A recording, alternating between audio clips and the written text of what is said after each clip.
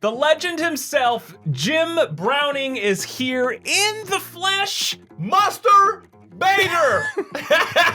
We're gonna talk about trip to India where we almost got killed. We're gonna talk about the Streamy Award with Jim Browning. And the legend that he has created of his hacking CCTVs, exposing scammers, one of the first ones to do it on YouTube in such a notorious way. We have a lot to talk about, and welcome to the Trilogy Media podcast. Let's freaking do it.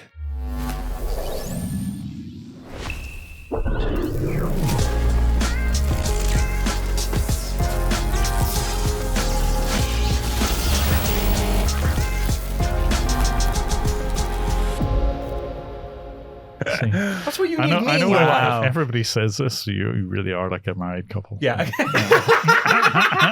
amount of comments that we get. I know. Yeah. No. Well, we were totally, just talking about totally this. see it. Yeah. And this is a great way to start, because I think the first time you met us, you thought that we were putting on an act or something as far as our bickering. But I am very well, truly annoyed with this guy most times. I cannot stand this asshole, and somehow Well, he's in my life for like over a decade. I really would love to know a proper fight between you two guys, because there has to be something. They're actually quite rare. Really? Okay. Yeah. Okay. It's one of those things where it's that person in your life that irritates the shit out of you, but you take a bullet for them. You know, it's like one of those things. You know? Go away. Yeah. Ladies and gentlemen! Oh my God, ladies and gentlemen, we have Jim Browning in our office right now. That's like the coolest thing I've ever said. Legend. I love when you, not that you usually picking up phone on me. Wow. No, but I don't I answer love your when it calls. goes straight to the voicemail, and I can hear still have people it. that I know. And it's a really terrible version of We it. can you know, re-record I'd it if love you to want. add- Yeah. 2.0 2025. I will have to get the proper version of that. I keep meaning to learn the lines. Trilogy Media. It's still on there. Please don't get scammed. Signing off from Jim Browning. I get so many voicemails, people saying, I love your voicemail outgoing message. I'm like, thank you. We will talk about this story when, so much to talk, when Yeah. scammer actually called you and it went straight to the voicemail. Oh, and the he Google was like, Voice thing, yes. Jim Yeah. Browning. Oh, okay. Yeah. It's a giveaway. It Yeah. is a bit of a giveaway. Yeah, Google Voice, we'll talk about it. But anyway. Cameras ready, action. Please zoom big on this handsome face. The legend, well, not too much though. Well, He's part staying of the incognito. face, Yeah, On the part just of the the face. eyes. Yes. Yeah. Thank you so much. You are very far from home, and this is so cool. It's a pleasure to be here, and thank you guys for inviting me along. And I kind of think that I might be slightly out of place here, but yeah. But You couldn't be thanks for further having from me. the truth. We just want to get to know you, and however much you can share about how you started doing this, and just chill, like with no agenda. This is just cool to have you here. And Yeah. Our history together goes so deep for like half a decade, and we accomplished so many things together. And we're gonna talk about India, and we're gonna talk about us watching watching in a hotel when you put that scam call center was in Czech Republic or something, and you're like, yo, Art, I think it's your people. Do you recognize this language? And we so much to that's talk when you about. said I didn't know dumpster diving was Plan B. Well, that's true. Yeah, we do have a lot to cover there because, like, yes, as you say, we go back quite a way at this point, and I think you guys were probably one of the original scambaiters from. Like, I've got a bit of footage from back in 2019, and it's got just 4 people on it, and it's got you, Kit Boga, Rosie, Right. and I think Scammer Payback, and I think we probably go back the longest. But yes, my channel was probably predates that, but only by a few years. I think honestly, when we started doing this, you were the only one we knew of by name. Like you were Jim and Kid Boga. Okay. Yeah, okay. Jim and Kid Boga, two of them. At least I can speak for myself. sure. I knew Godfather and I knew Kid Boga. Because This is it. Rosie popped up one day, and I mean, we connected with her right away. But I think us going into this and knowing what about this little community or little or whatever, but you were the only one. I mean, you and Kid, and then so. Gosh, we have so much I don't even know where to start. And it's amazing because honestly, everything what happened in India, we never, ever, ever had a proper We've never talked about it. We never talked about it. We almost got killed. Yeah. We never talked. Yep. We never talked about it. we haven't, and this will be interesting to chat about because there's a whole lot of that story that I haven't even heard from you guys. So I'm looking forward to it. Yeah, I mean, What happened there in Aftermath? Just everything. Yes. Yeah, I mean, it was definitely a life-changing trip, but it was an adventure. For sure. But the bit that really stands out, because obviously this is a video which goes back, and originally Mark Rober reached out to me for that one, or we've done a couple of them, but that particular one, at first I didn't know where to take it, but like you guys obviously confront scammers face to face, and for me the real obvious choice for somebody to kind of go out and confront the scammers would be you guys. Well, we have you to thank for even bringing us into that conversation. It made total sense. You know, people have their own strengths, and you guys confronting scammers is just way out there. And like have a 6'5", it doesn't hurt. But you stand out, put it that way. And maybe that wasn't such a good choice. Come in retrospect, in India, it posed some problems. But you know what? Everything happened the way it was supposed to happen, and we all walked out with a Streamy with it, which is pretty cool. Well, so. and it's Jim, that's you. Look at this, Mark Rober, Jim Browning, Trilogy Media. I mean, come on. I'm very proud of that one, and it's one of the few you guys have got like all the kind of awards sitting around you. That is one of the few that I cherish, and But you know what? The biggest award is not the piece of metal that sits in your office. The biggest award is community worldwide people appreciation, and you have that award. I can go to any country in the world, and I'm gonna say, "Yo, do you know Jim Browning?" And the amount of nice things that people gonna say about you and things that you're doing. That I think like that's legacy. It's nice. The very odd time I talk in the odd conventions. I was at the RSA conference in San Francisco. That's why you're on the planet, right? That's why I'm over here. And there's just like there was a technician guy who he wasn't there for the conference. He was actually facilitating it, and he said, "Hey, I know your stuff. You know, and give me a fist bump." And I was going like, "How on earth do random people know?" It's just bizarre to me.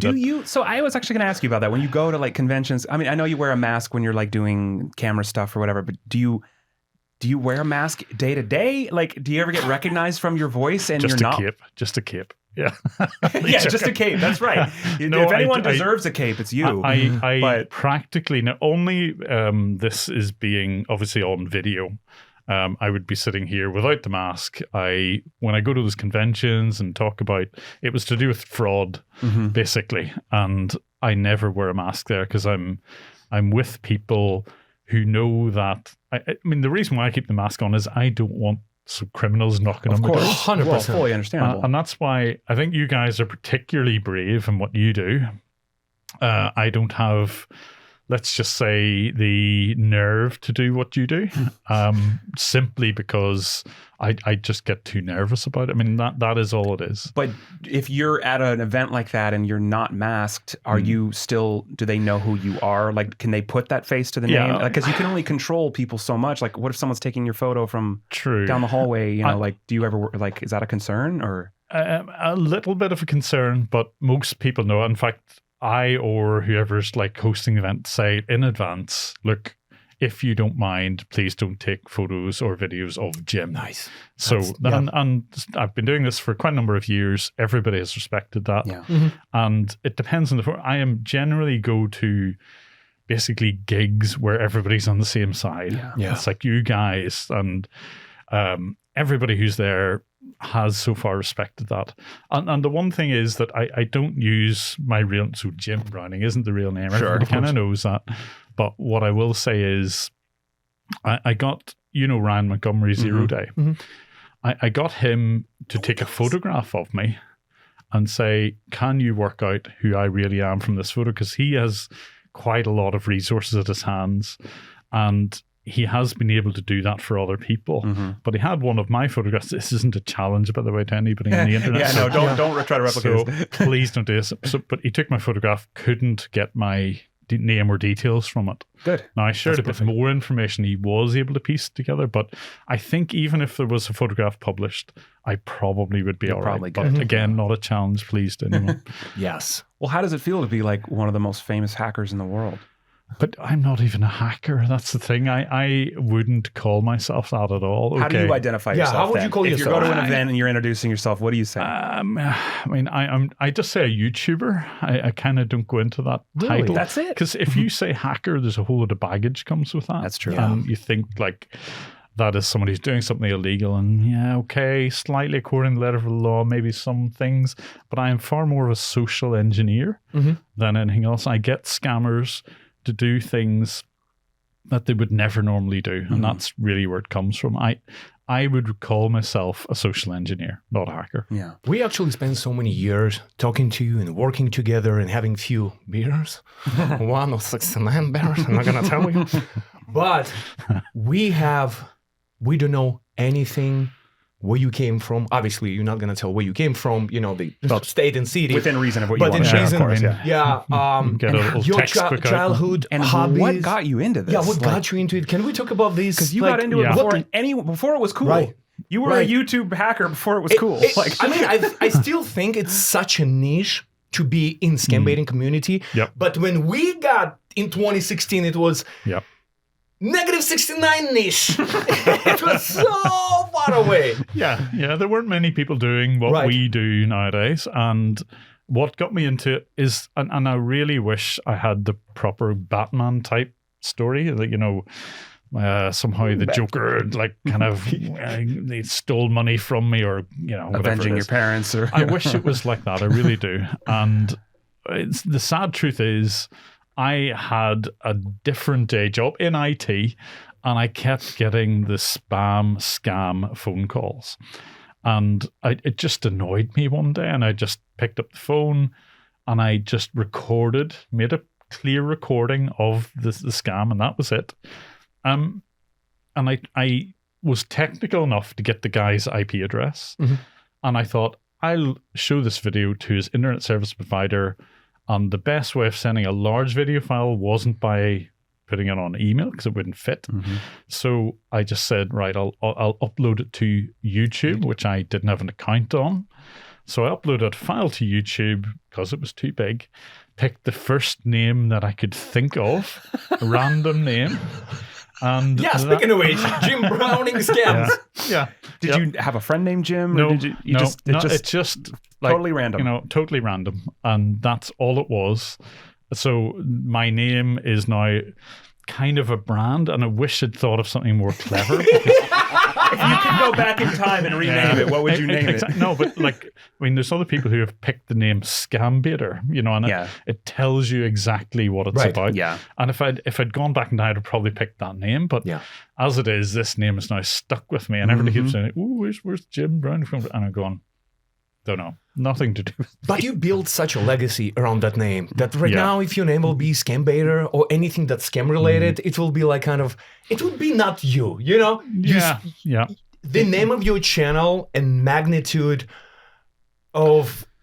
And it rings in scammers' nightmares. That name. That's the nice. I don't know who it was said was... a scammer's worst nightmare is to look under his bed and hope that Jim Browning isn't underneath it when he goes to bed. You'd rather be the boogeyman. Yeah. So, in some ways, yes, that's nice. And whenever I have to go onto a bank and say, like, one of your customers is getting scammed, and occasionally I'll use I am Jim Browning, and they'll go, "Oh, I know who you are. I've seen your videos," and you're going, "That's bizarre. That's like somebody recognizing your voice." And you're going, how on earth do they know about this? But yeah, I guess I'm still surprised that there are people who are into scam baiting. But your channel, others similar to it, it is definitely an area where people are interested. Jim. So you put that video up on YouTube just to send it to the internet service provider. Was it public? Did it go viral? Or what made you do video 2 and 3 and 4 and then get into infiltrating CCTV? Like, how did that happen? I wouldn't say it went viral at all. In fact, the first few were very it's got a few hundred views, maybe a few thousand views, but that was still more than I expected it to get. I was expecting 3 views. Is it still there? Is that still your first video? I'm pretty sure. Fraud by smartsupportguys.com. Yeah, no, it predates that, so I think it probably is gone at this stage. So, no, the very first video isn't there. In fact, I think I removed it because it actually had personal details in there somewhere. I think that might have been it. Yeah. So, no, but the very first few, clear recording of a scam, and it went no further. But as time went on, and I noticed people watching these more and more, I thought, okay, maybe I should delve into this a little bit further. It's not just, obviously, the first ones I reported, exactly nothing happened. So I thought, okay, I'm not going to get discouraged by this because people are still interested in the subject. So I thought I'll try things a little bit differently next time around. And there was one video where I think it was TeamViewer banned connections from India. So what happened was that the guy from India got me to connect to his computer, and then he said, switch sides with partner. And as you know, like he's actually just let me on his PC, and he wants me to switch sides so that he can get back to mine. But no, I'll do what you scammers do. And I locked him out of his keyboard and mouse. And then I started downloading all his files, and I thought, this is fantastic. Oh, wow. So that was the very first one where I thought, here's something a little bit different because I can see what he's doing. Right. But the one that really made it take off was CCTV. Right. Okay, so there was one particular group called Fairmart Travels, and I'll still remember this because it was on the 1st of May 2019, because I've still got the kind of timestamps embedded in my brain at this stage.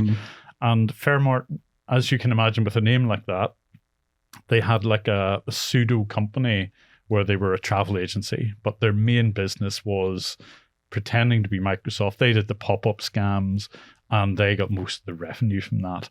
But I was able to land on a supervisor computer, and I could see the supervisor occasionally firing up CCTV to see who was outside the office doors. And I thought, oh, this is fantastic. If I can probably do what he's doing, get into that system, it would make for a really interesting video. Wow. And I had the foresight, I think, to also contact the BBC about it, because I thought there's nothing quite like this on the internet at the minute. And my YouTube channel, I mean, it was big enough. I suppose it was probably over 100K at that point. Maybe 400,000? Even, yeah. And I thought 100K, he said. 100K. Oh, 100K. But it and that was kind of trickling along. This was going for maybe 6-7 years, get 100K, not a whole lot. But as soon as I published that video, then it really shot up from that point, and it went to 1 million within 6 months. And that was 2019. That was 2019. I think the video was actually published in 2020. The footage was captured in 2019. It's crazy because if I think back to our mindset in 2017, just starting this, I feel like you were already massive. Right. Like, That's exactly my memory is you, and Okay. maybe it's just from perspective at the time, but to us at that point, you were already like a household scambaiter name. Like, Well, I guess I didn't realize that it didn't really, for you, take off until like pandemic time. It's a bit of a niche area, but that really was the one that really made it shoot up. So yeah. But when you go back on your channel, the first upload, it's stating 11 years ago. Yes, that's right. 11 years ago. So yeah. But that would have been 2014. So 2014. Right? Gosh. That's where like the first videos, that's the first time when you start discovering, trying. Yeah, but I mean, all it was, if you look at the very earliest videos that I put on, it is purely just engaging and deliberately engaging. So it wasn't even winding up the scammer. It was literally to say, this is what happens if one of these guys contacts you, and you play it out from end to end. But you don't do what you guys do, which is like, take the opportunity to make them feel pretty bad about themselves, So I wasn't doing any of that. So, so that's why everybody's video is different. Whenever it comes to scam baiting, you're sitting there with the air horn, and everybody will remember that one. Maybe a little more sophomoric when we started with ours, but we had fun. That's I guess all that matters. But 1,517, you know what that is? Not how many times you've annoyed me today. I just about to say, is this something that pisses you off it's a smaller number than hours? that. It's how many requests have been sent on my behalf via Incogni, the sponsor of Trilogy Media, this podcast, all of our content. You need to get Incogni. I personally have 328 in last 4 weeks. There is no such a thing as invisibility. Especially whatever you do online, your footprints, they can detect exactly what you've been doing, whatever you've been going. I love what Jim said, actually. He said that he talked to Zero Day and he had Zero Day take a picture of him and see if Zero Day could identify him just from that because of his online footprint. And he said he was in good shape, which is a good thing. You should be looking out for your most basic form of privacy, which is your information. Incogni is a very unique service that should be a mainstream service for every single person. A lot of people worry about, oh, my information was hacked, or, whatever, some big company has a data breach and, oh, all the hackers now have my information, whilst not realizing that your personal information not only is already out there all over the place, but it is on lists of thousands of data brokers that didn't have to hack anyone to get it. They just bought it, or they just grabbed it off the internet, or you put in a contact form online to get an insurance quote or whatever, and suddenly you get thousands of marketing emails and mail. It never stops. It's because your data is being harvested. That's what it's called. The other day, I got 1 cup of coffee for free. But there is a trick. You have to put your email address. Yeah. So I walked into the shop and they said, hey, there is promotion going on. Put your email address and we're going to give you a little ticket. Put it in your ass. There is coffee for you. There's nothing inherently wrong with exactly. that. But we that's do what I it said. at Trilogy, but we don't sell your information. Right. We don't That's give it correct. away. But we can't speak for other companies. But if you fucking let me finish, Well, then get to the point. Fucking my point We're at an is, ad break. I People was want it to not- move. I was not fucking afraid to put this email and get another copy for free, putting another email because I have Incogni, and I knew if something happened, Incogni will take care of it. Wow, you brought it full circle. Only took you 15 Circle minutes. Sorry, this ad read is long, but you know what? We're only able to do this stuff because of companies like Incogni, who sponsor Trilogy Media and do a good service for you as well. Get Incogni. It's an automated service that gets your personal information removed off of public databases. You might be wondering, well, I can't think of any public databases. Well, that's the point, because once you get Incogni and you see how many of them have your personal information, 99% of which you won't even recognize their name, it will terrify you.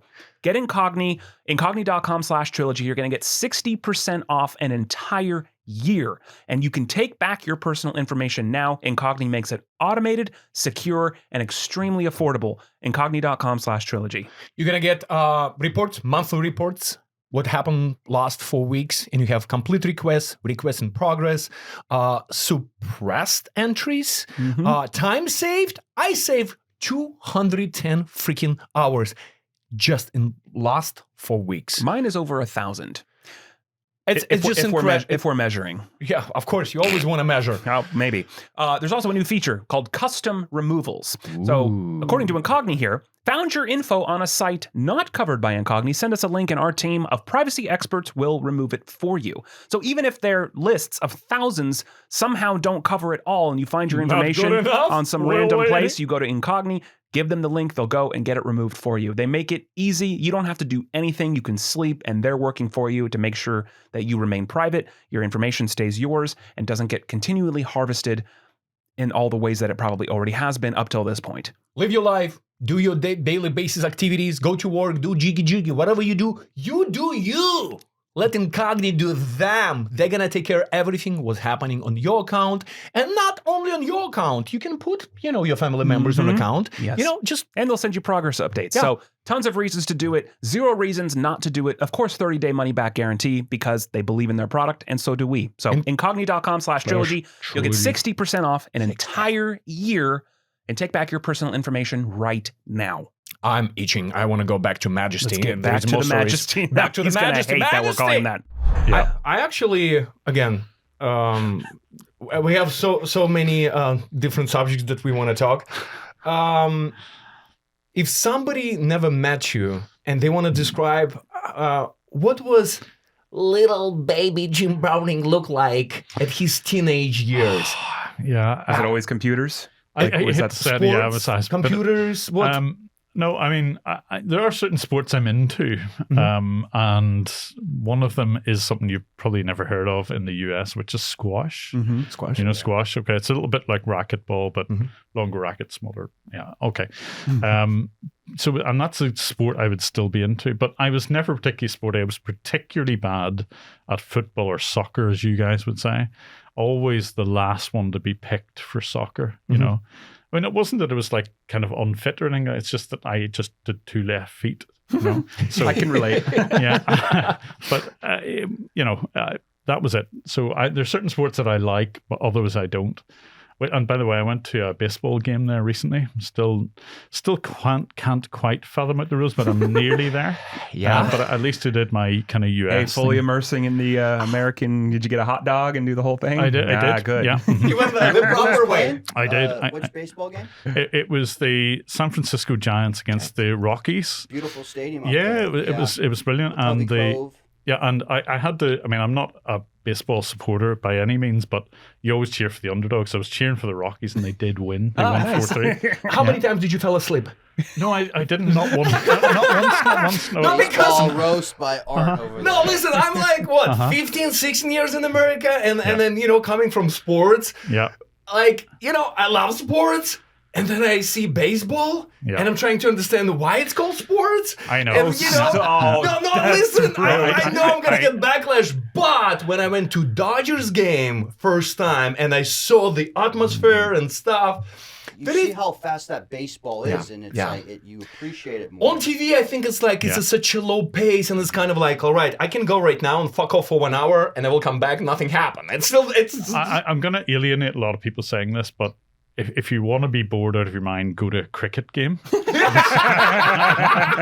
No, honestly, if you really do want to sleep, I know there's probably there's probably a load of people watching going, cricket, but that's sacrilege. How dare you? Oh God, it's dull. It's so dull. You know? Especially our audience from India, so don't hate yeah, us. I Okay? know. We all Yeah. have opinions. It's our opinions. There's a friend, another scambaiter called Sven, and like, if he ever comes to London, the first thing he wants to do is go to Lord's to watch a cricket game. I was thinking, he actually said, would you come with me? And I'm going, absolutely not. No. So he don't want to go see Chelsea. He don't want to go see Manchester City. He don't want to see like any football. And you know, he was like, let's go. Sven, if you're watching, sorry, but I'm still not going. Can't do it.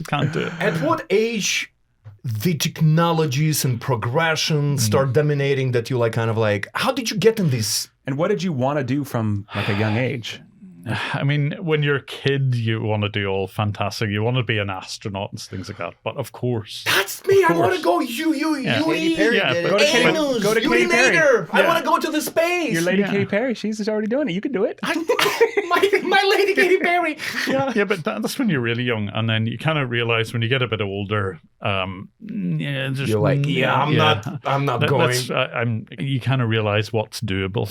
And the one thing for me that's doable was I was kind of a nerdy kid and into computers and stuff. So I drifted into a uni course that was to do with engineering. And so I am a fully qualified electronics engineer. Wow. Okay. I have my degree in electronics. Don't ever use any of that degree, but I did get into like an IT profession because of it. So that's where I ended up. And I kind of drifted in that way. So I was never particularly good at things like maths, but I did enough to get me by. And eventually that got me into it. You know, At what point you quit your job and scam baiting and YouTube channel dominated so much that you like call your boss and what do you say, boss? Fuck off. I'm my own boss right now. Well, that only happened like 2.5 years ago. So up until, 2022, I had a proper day job. So the scambait stuff, the YouTube stuff, all of that was entirely on my own time. Yeah. Okay, so obviously you guys do this full time. I, until very recently, did not. That was very much a secondary thing. For me, it was always a hobby. Mm-hmm. And to be honest, in a lot of ways, it probably still is. Yeah. So, you guys take it seriously. You have production, you have a podcast, you have production, you pay people's wages. Right. Well, thanks to our supporters that have put us in this position. Yeah, we wouldn't. 100%. Yeah, absolutely. And I guess if I was taking it really seriously, I might have done what you guys did. I know we chatted about that before, but for me, it still is a hobby, okay? But it's a hobby that allows me to do things like go to these conventions, go to nice places to talk to people with who are, hate scams and are anti-fraud and that sort of thing. And for me, that's just what I want out of it. I don't really take it overly seriously, but I think I do enough. And there's obviously people who support me as well. So I definitely have to keep the content coming. But at the same time, it's not the be-all and end-all for me. It is still, for me, a bit of a hobby, but people support me in doing it. And that's, to be honest, that is the best of all worlds for me. I want to give you extra shout out, because every single national network, radio station, podcast, everybody wants you. Very desirable man, my friend. Well, I mean, some people have said that, but They'd be right. Not very many. So everybody wants piece of Jim Browning, Yeah. And we opened our studio late January, right? So we recorded, you and me, almost the end of January, right? Mm-hmm. Today's May 4th. May the 4th Be with you. That's right. Star Wars stuff. And I know how busy you are. I know how wanted by community, by everybody you are. And you still being like 10 hours away in totally different city, doing totally different unrelated things. And I called you and I said, Jim, I know you're busy.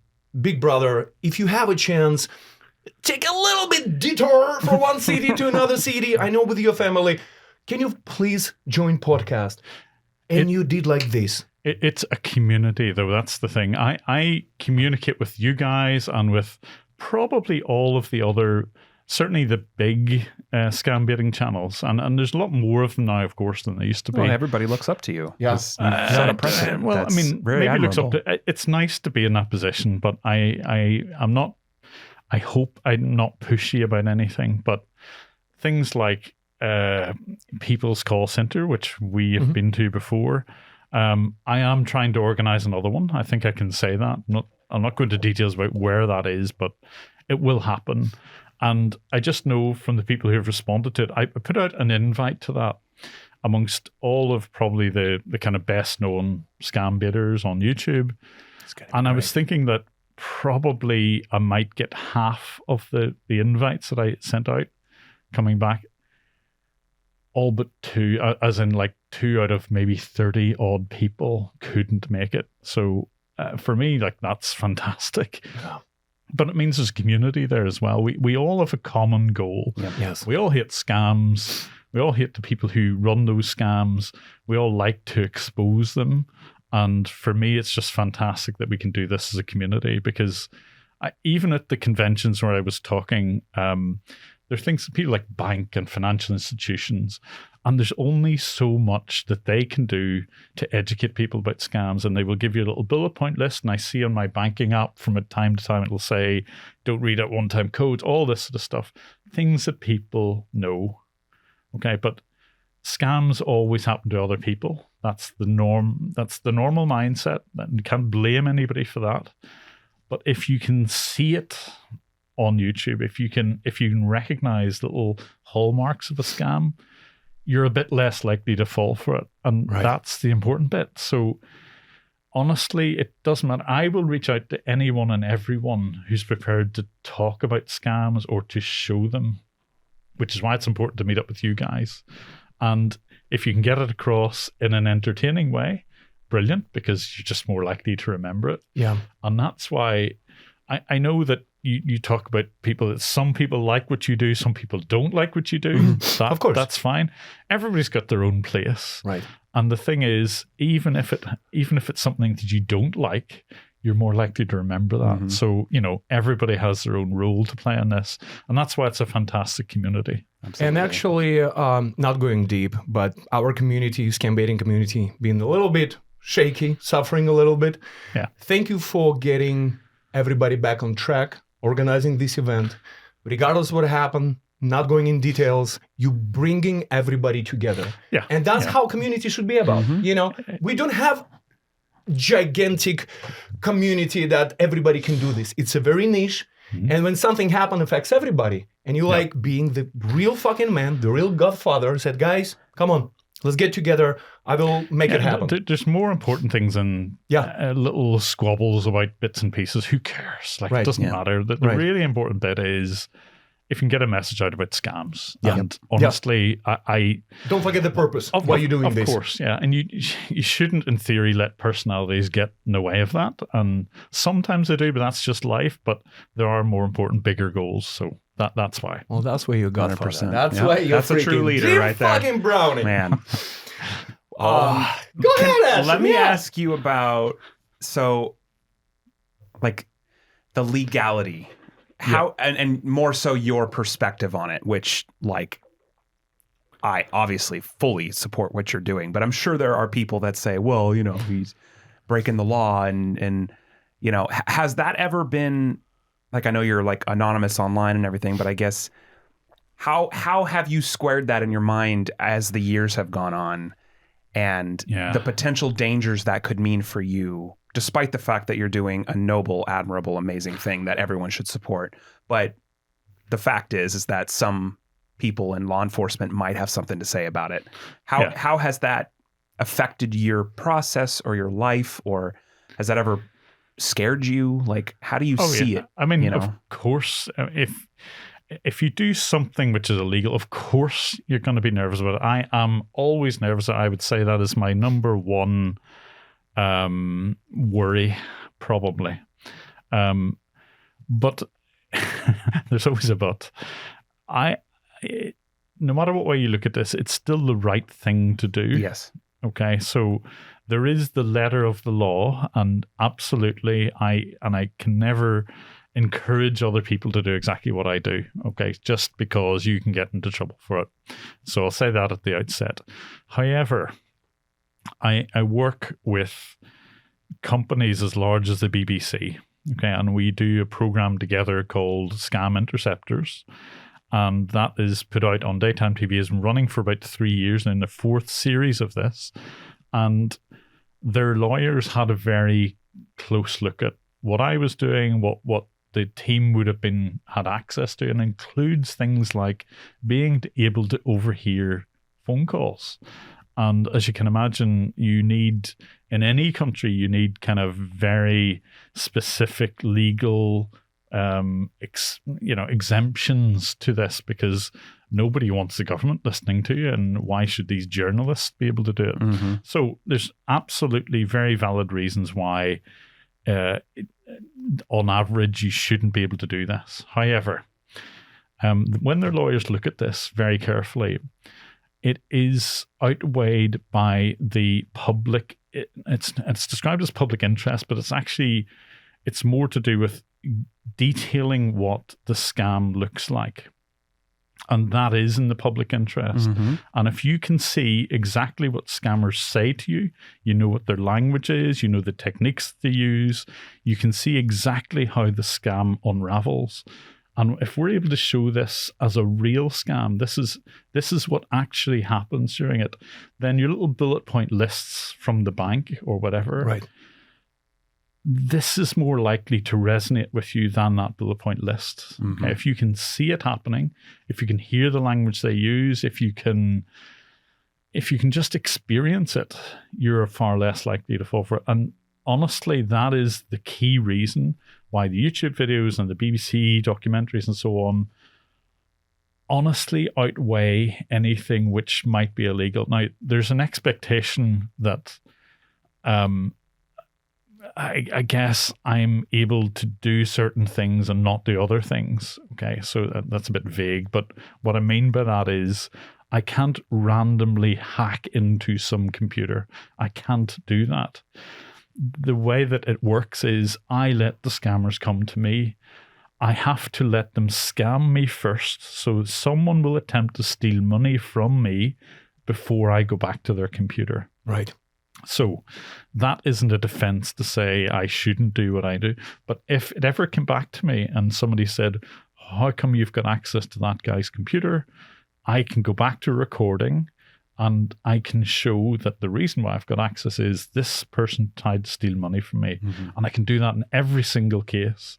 So yes, technically it's hacking and technically it's illegal, but the only people who could ever have a complaint are the people who scam others. So far, there's never been any, okay, bar one, maybe we'll talk about that.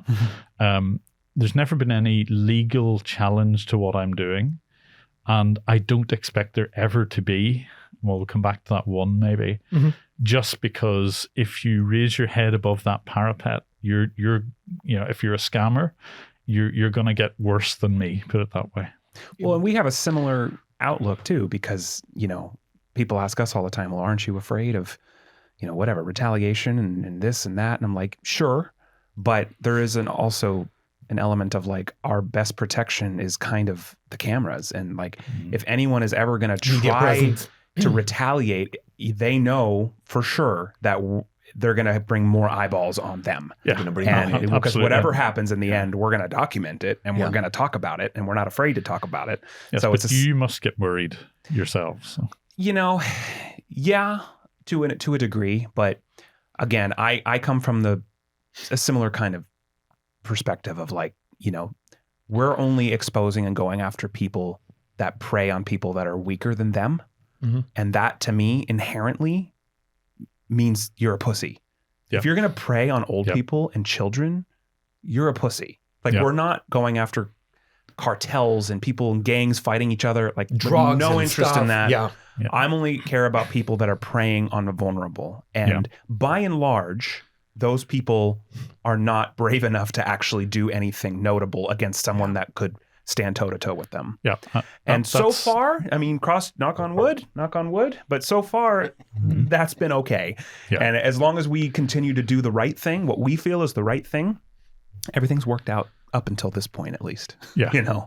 If there is any person on planet Earth, have no idea what are we talking about, have no idea what scam baiting is, your genius perspective, can you explain to somebody who has no idea what scam baiting is and how does it work? Well, I mean, one definition is, that most scams are a script, okay? It's something that works. It's a method of stealing from other people by misrepresenting yourself. And scam baiting is simply engaging with those people and either having a bit of fun or laying a trap for them. Okay, so that's my definition of scam baiting. Other people would describe it as the art of taking them off their script as much as possible. I love that. Yes. I love that. and if you can do that in an entertaining way, that's great because that has views and honestly it's more memorable for people. And that's why I like what you guys do.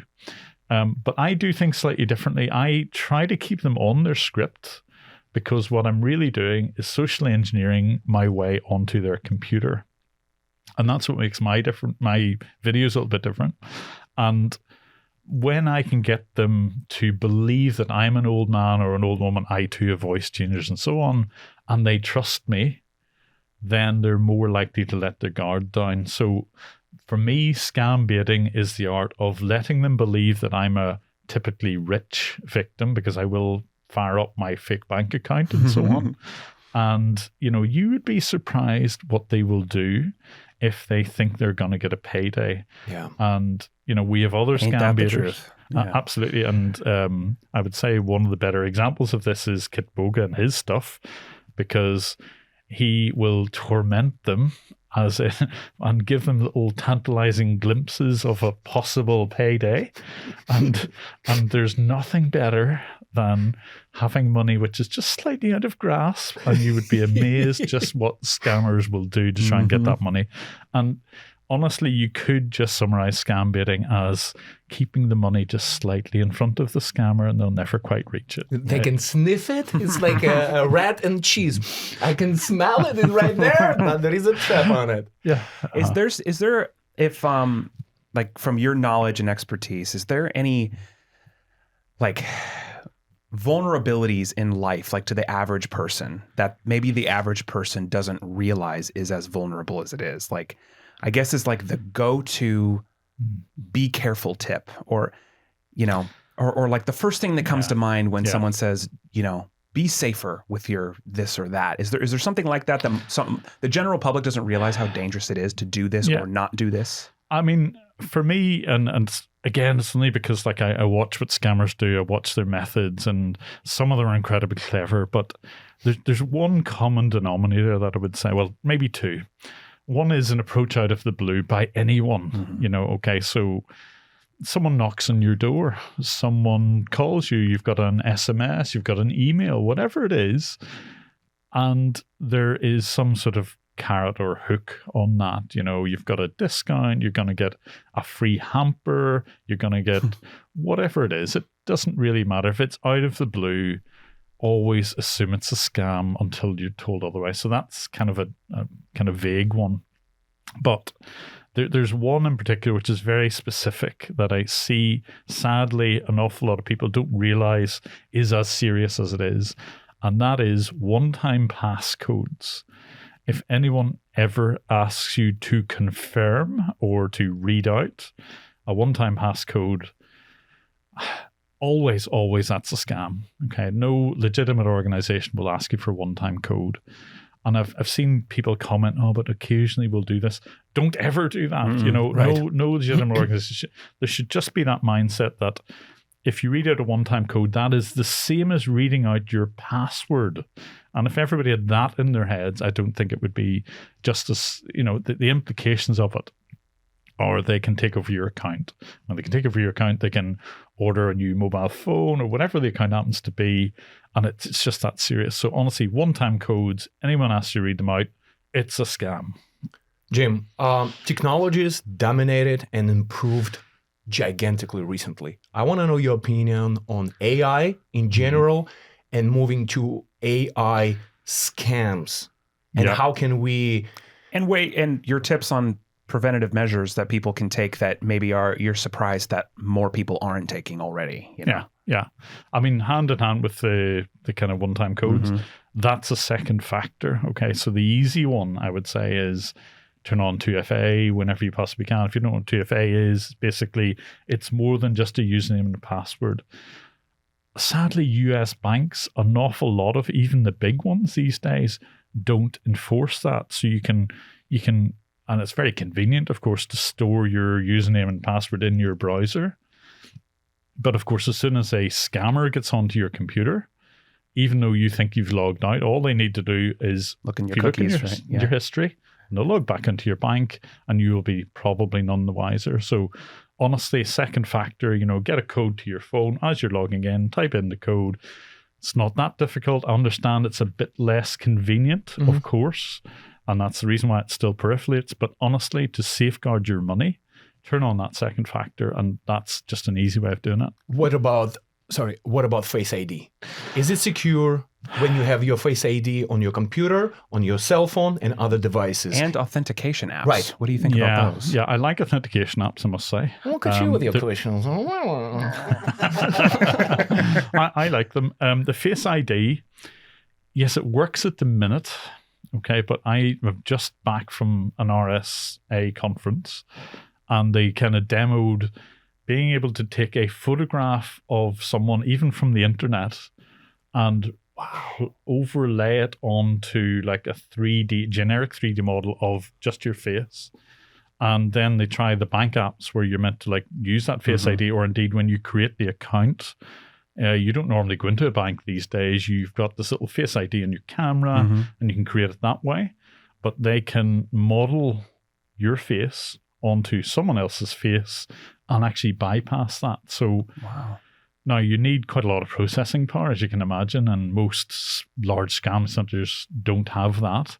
But it won't be long before they do. So AI... it's quite scary, I think, going forward. Banks and so on and financial institutions will have to have a good think about what they do to prevent those sort of attacks. Yeah. Yeah. I don't know what the answer is, quite honestly. Is it more technology? Probably. But long term, we will definitely have to look out for So since Ashton is a public figure, the only one in the family, next time he's gonna fall asleep, I'm gonna take picture, I'm gonna take his phone, I'm gonna match it, I'm gonna zoom it 360, boom, and I can get access. That's how I got the photo off your phone of you on the airplane. Yeah, you did, you asshole. I still want to pay back for that. What's your opinion on password managers? Because every place needs your own special password. You can never remember them all. Yep. I know I have my ways of doing it, but like there's the services that offer you could keep all your passwords under our umbrella, but then Just it's pay money. all in one spot. Like, isn't that dangerous in and of itself? Like, I would much rather that than have the same password for a load of different websites because you know what it's like. Data breaches happen all the time. And that is by far and away. I mean, if you've ever seen those emails where they're kind of blackmailing you to say, I know your password, it's this. That's all driven off data breaches, of course. And the problem is there are people who use those data breaches to then go to every website that they can, you can possibly imagine, and they will potentially be able to log in as you just because you reuse that password. So use a password manager, yes. Is it okay to store it on cloud? There are systems like a freebie called KeyPass where everything's stored locally. Because if you're afraid of storing something in the cloud, maybe use something like that. It's free. I personally use KeyPass. Okay, I don't know if that says a lot about it does, me. of course. Well, it means it's a good thing to use if you use it. I'm not promoting anything, by the way. That's just a free bit of software. Well, if Jim can trust it, then I think the rest of the world should be able to. But yeah, I mean, at least you've got one password. Which, yes, you have to remember that password. Don't use it for anything else. Just use it for unlocking that. Generate random passwords for every other website. Yeah. Who got scammed in Hollywood? Is it Jennifer Lawrence back in the day? Somebody got Her photos. into her iCloud, right? Yeah. Yep. J-Law. Well, speaking of anybody being vulnerable to a scam, I know there's a YouTube video on it, but can you talk a little bit about what happened to your channel?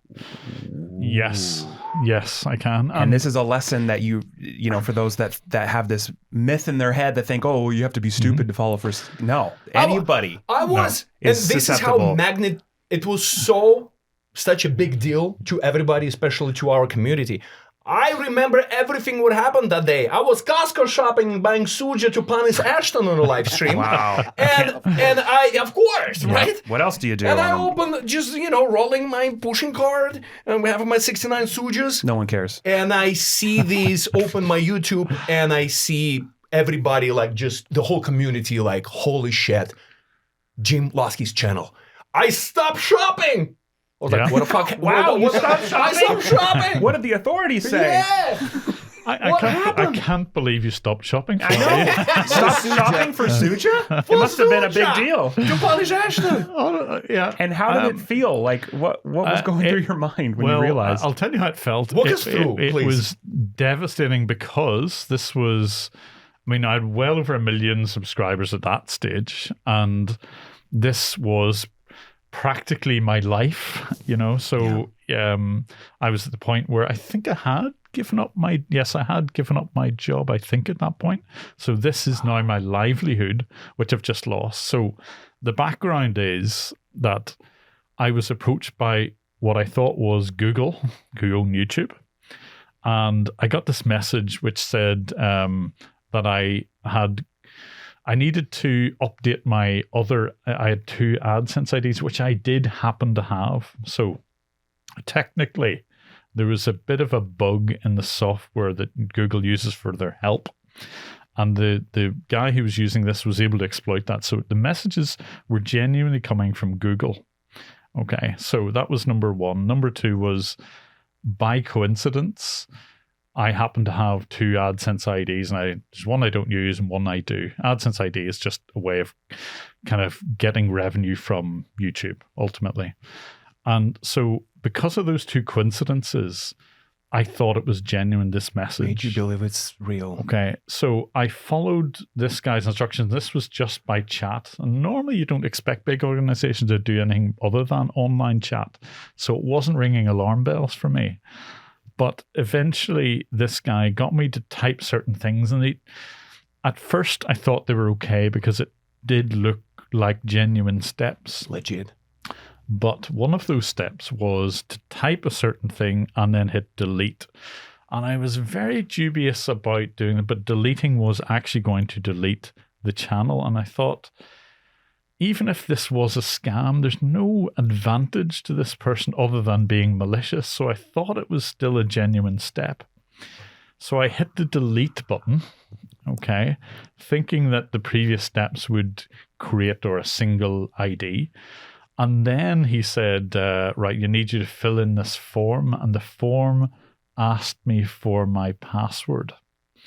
And I thought, okay, this isn't right. There's no way that anyone, even a representative from Google or YouTube, would ever ask me for my password. And then I thought, uh-oh, what have I just done here?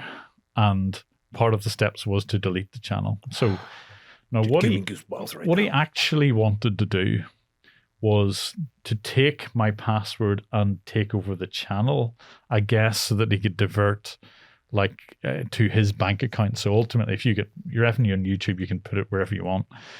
Now, because he hadn't got the password, he couldn't take over the channel. So I was at a point where I was midway through the scam, had already done damage to the channel, as in delete it. But I thought, okay, I'm not going to let this one rest. I'm going to find out who this guy is. So I tried to kind of hack this guy back, but the best you can really do is just send him a little Grabify link, a little link which reveals his location. So I could then tell that this guy was in, I think it was Turkey. Okay, so he's a Turkish guy who was doing this. And the damage had been done at this point, so I thought, look, nothing to lose. I'm just going to challenge him to see what he's up to. And I did challenge him, and he said he didn't actually target me specifically. He sent out loads and loads of these in the hope that somebody would respond. I was about to ask that. For me, still to my embarrassment, I didn't figure that out. But it's like anyone, those coincidences can be there, right? Okay, and he was convincing. Technically, he was convincing enough as well, but only certain things triggered with me. And honestly, I still can't believe that I fell for it. But anyone, absolutely anyone, can. Mm-hmm. And like I say, it just depends on the circumstances. And if they're specific enough, if they're tailored just enough. And of course, if you send out lots of spam phone calls and whatever else, you're going to get somebody else in that position. All about quantity, not about the quality. Absolutely. I really thought that because the amount of call center bosses who run all these businesses, you caused them, they lost billions of dollars because of you and people like you. So I thought they were targeting you. Yep. But you just answered that question. You're like, no, it's just like general. How did you get it back? Well, when you hit delete, I thought that was the end because it does tell you, are you sure you want to do this? It's irreversible. That's what they say. It's irreversible. But it seems it's not.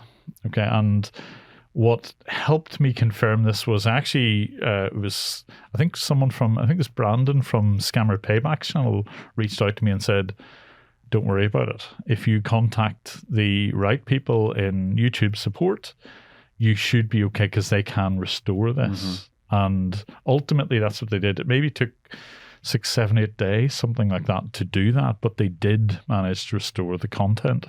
And for a little while, the only thing that was wrong was the kind of short code to the @Jim Browning thing. YouTube @JimBrowning. I remember that didn't work, or it pointed to somebody else.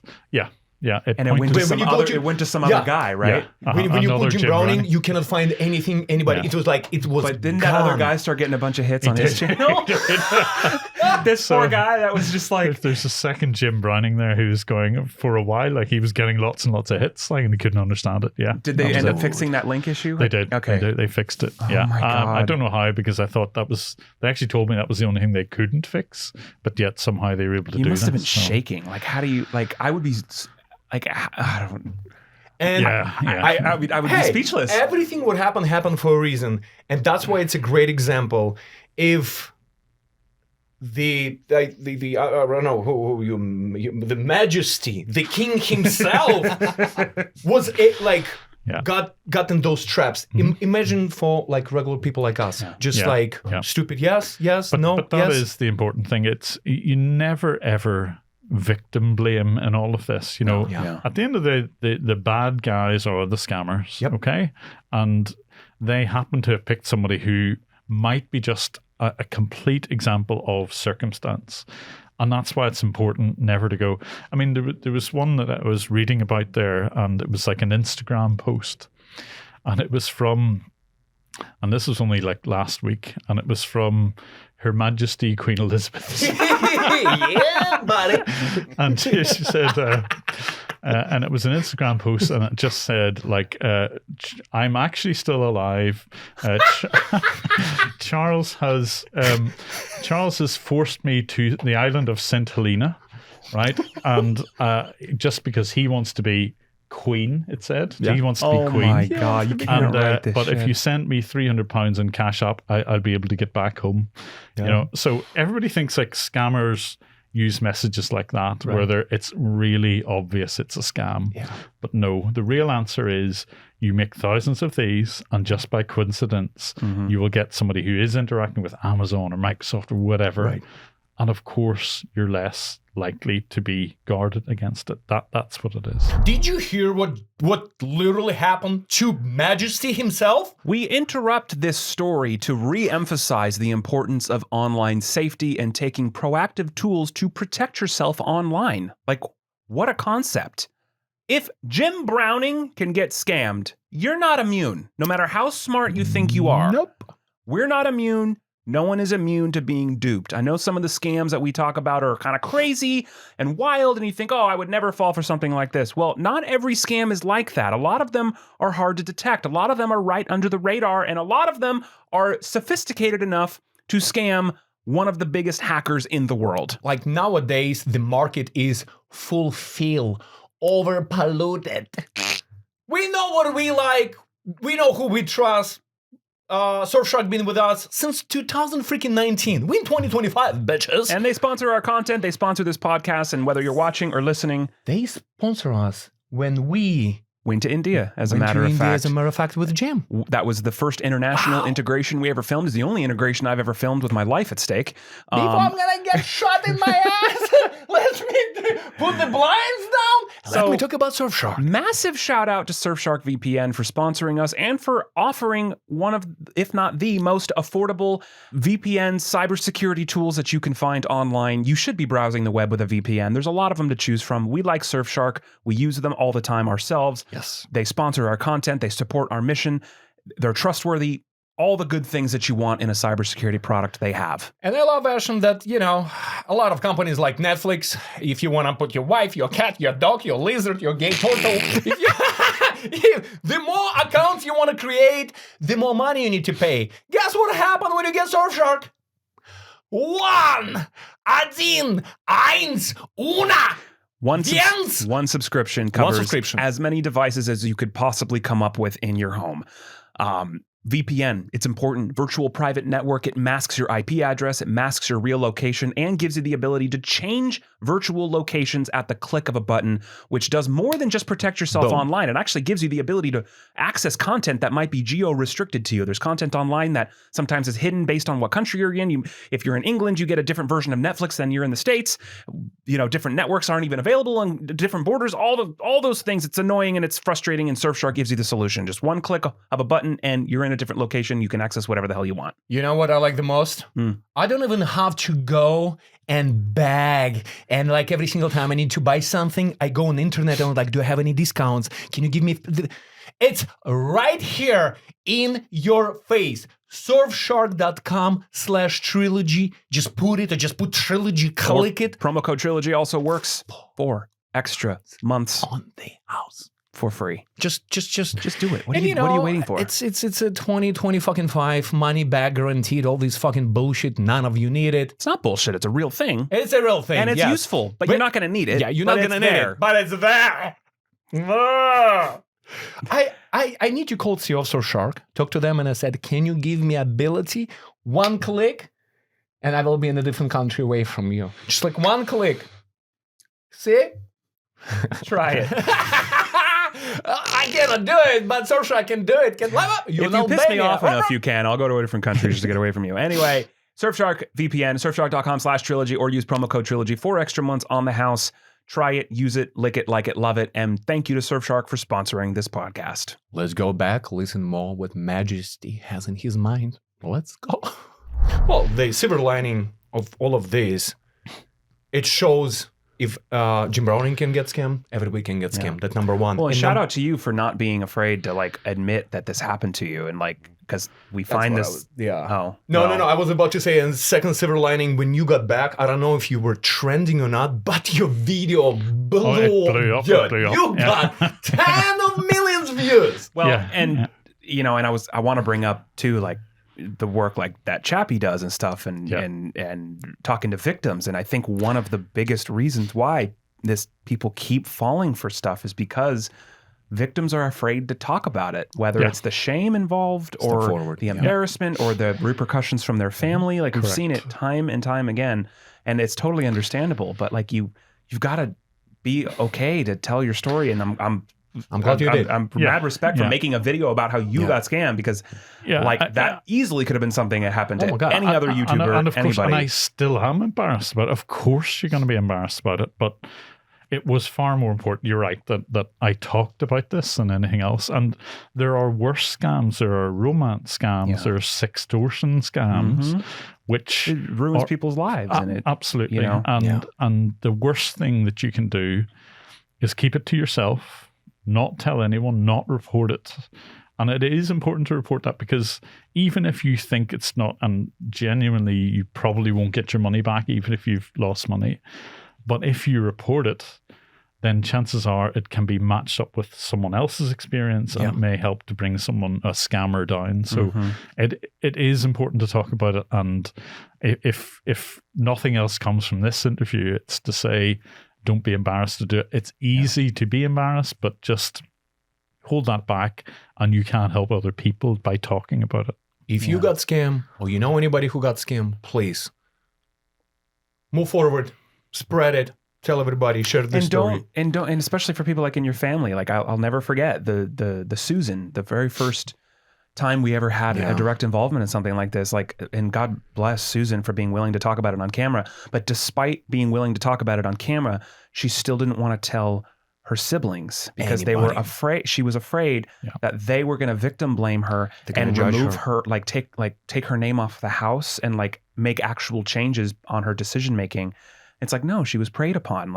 But that's a real world effect from you or somebody wanting to like blame the victim for whatever. You say, oh, you're just being stupid, or, you know, it's like, no, it's like, you can't have that, because then no one's going to want to say anything, and then therefore it's going to happen to more people. It's a vicious circle. I actually, there is one event. I mean, I have a lot of events that makes me smile. Shopping, yeah. Shopping for. There is one event that made me so fucking happy.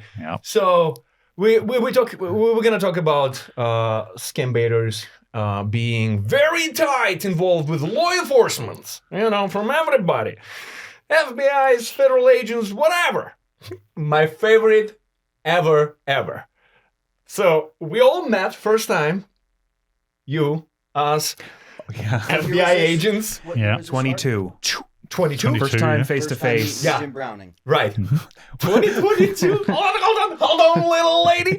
So we all met in a restaurant, right?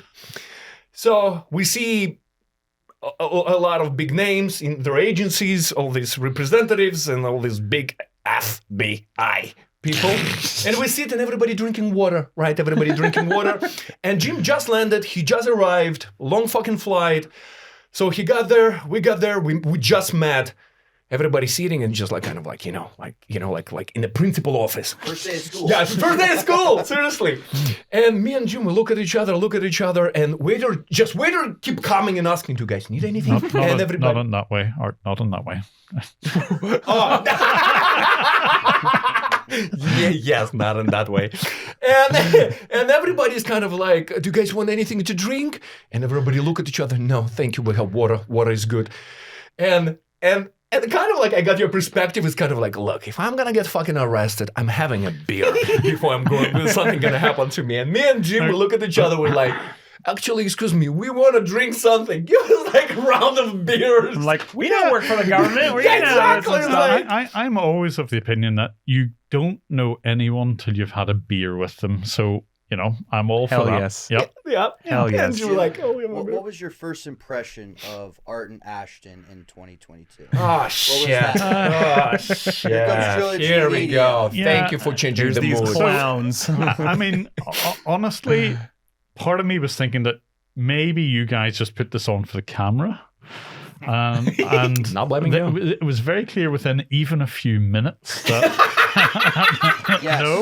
no, it is genuinely them. And And you said it. You literally said it when we did live stream in People's Call Center, Yeah. and you were sitting in our room, Yeah, yeah. and you saw before, during, and after, Yeah. and you said, "Folks, you generally don't like each other. It's you. It's not a. You're not putting it as a show. It's who you are." We're like, Jim, yeah. I mean, you guys throw in the old personal insults every now and again. Because we know each other I would so say well. your skin must be like so thick when it comes to each Oh, yeah. other's comments. Oh, like yeah. it would have to be. And I know a lot of people, other people have said this as well. Like some old married couple, you know Yeah. you're not going to break up, but they will still like The have a good. bickery is But they're gonna throw. They're Yeah. gonna throw. Yeah. You know what? Actually, speaking of which, before we're gonna move to India topic, I want to talk about San Francisco hotel owner and you being badass, calling us and it's like, "Hey boys, let's talk about this." Gosh, And that fuck was off your cameras. Wow. No, I'm quoting the lady in that mansion. Remember? Oh, yeah.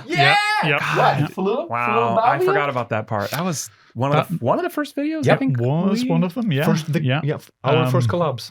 That's right. So if I remember right, and I could be forgetful at this stage, but I did happen to get onto a scammer's computer and I could see what was going on. And they actually turned on his webcam for a bit so I could kind of like picture a little bit of what was going on the victim side. But importantly, I had his address and I knew it was San Francisco is still a bit away from where you guys are, but I knew he had a hotel there in San Francisco. And I thought, what better people to go and help us? Because I think I was trying to contact the victim but couldn't. Right. Yeah. And I think you guys, if I remember right, you contacted his son, I believe. His son was the one that was on scene at the hotel. Right. We went to the house first. It was like a fort. It was like up on a hill with a long ass driveway, a mansion. Yeah, not a house, a mansion. There was someone there, but she didn't want to talk, and it wasn't the one we were looking for. So we went right to the hotel, and it was the son that came in and was like receptive. Yeah, but the scammers were very interested in this guy because he had a significant amount of money, probably from the hotel business. I remember the Wells Fargo screenshots. Yeah, yeah. because we were able. That's really what sold it when we were there. Because we're just two fucking clowns. Who are we? But then when we show them their own bank, bank balances, they're like, oh. What? Yes. And son, when we approached and we went to front desk. It feels like another lifetime ago. I know, but yeah. but it happened a couple of years ago. And son, he said, "Oh yeah, they scammed my dad before, and I thought we took care of it." Yeah. And we're like, no, they're still inside right now. Yeah. And we put you on a phone, you walk it through everything, and they're like, "Oh shit."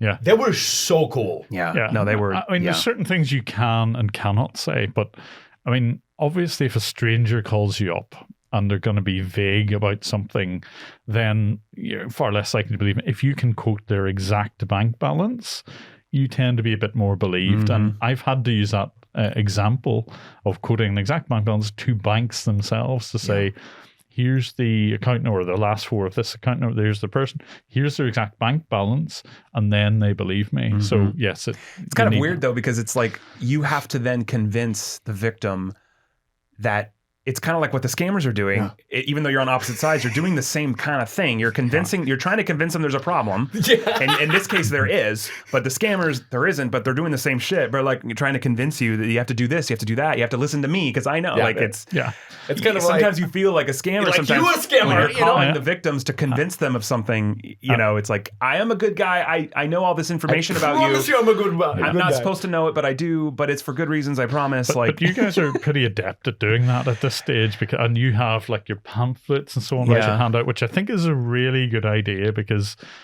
you always, one of the bits of advice as well is if you're approaching anybody, say, look, give yourself a bit of time to think about this, and at least if you hand them a bit of paper, they can take a breath in, do your own research, read it, and try and figure it all out. So this that's is our YouTube channel. meant. This is where you can find us. We're doing this, and Jim Browning is this. Yeah, we explain, and they were like immediately, we had a problem before. Yes, Dad got scammed. We thought we took care of it.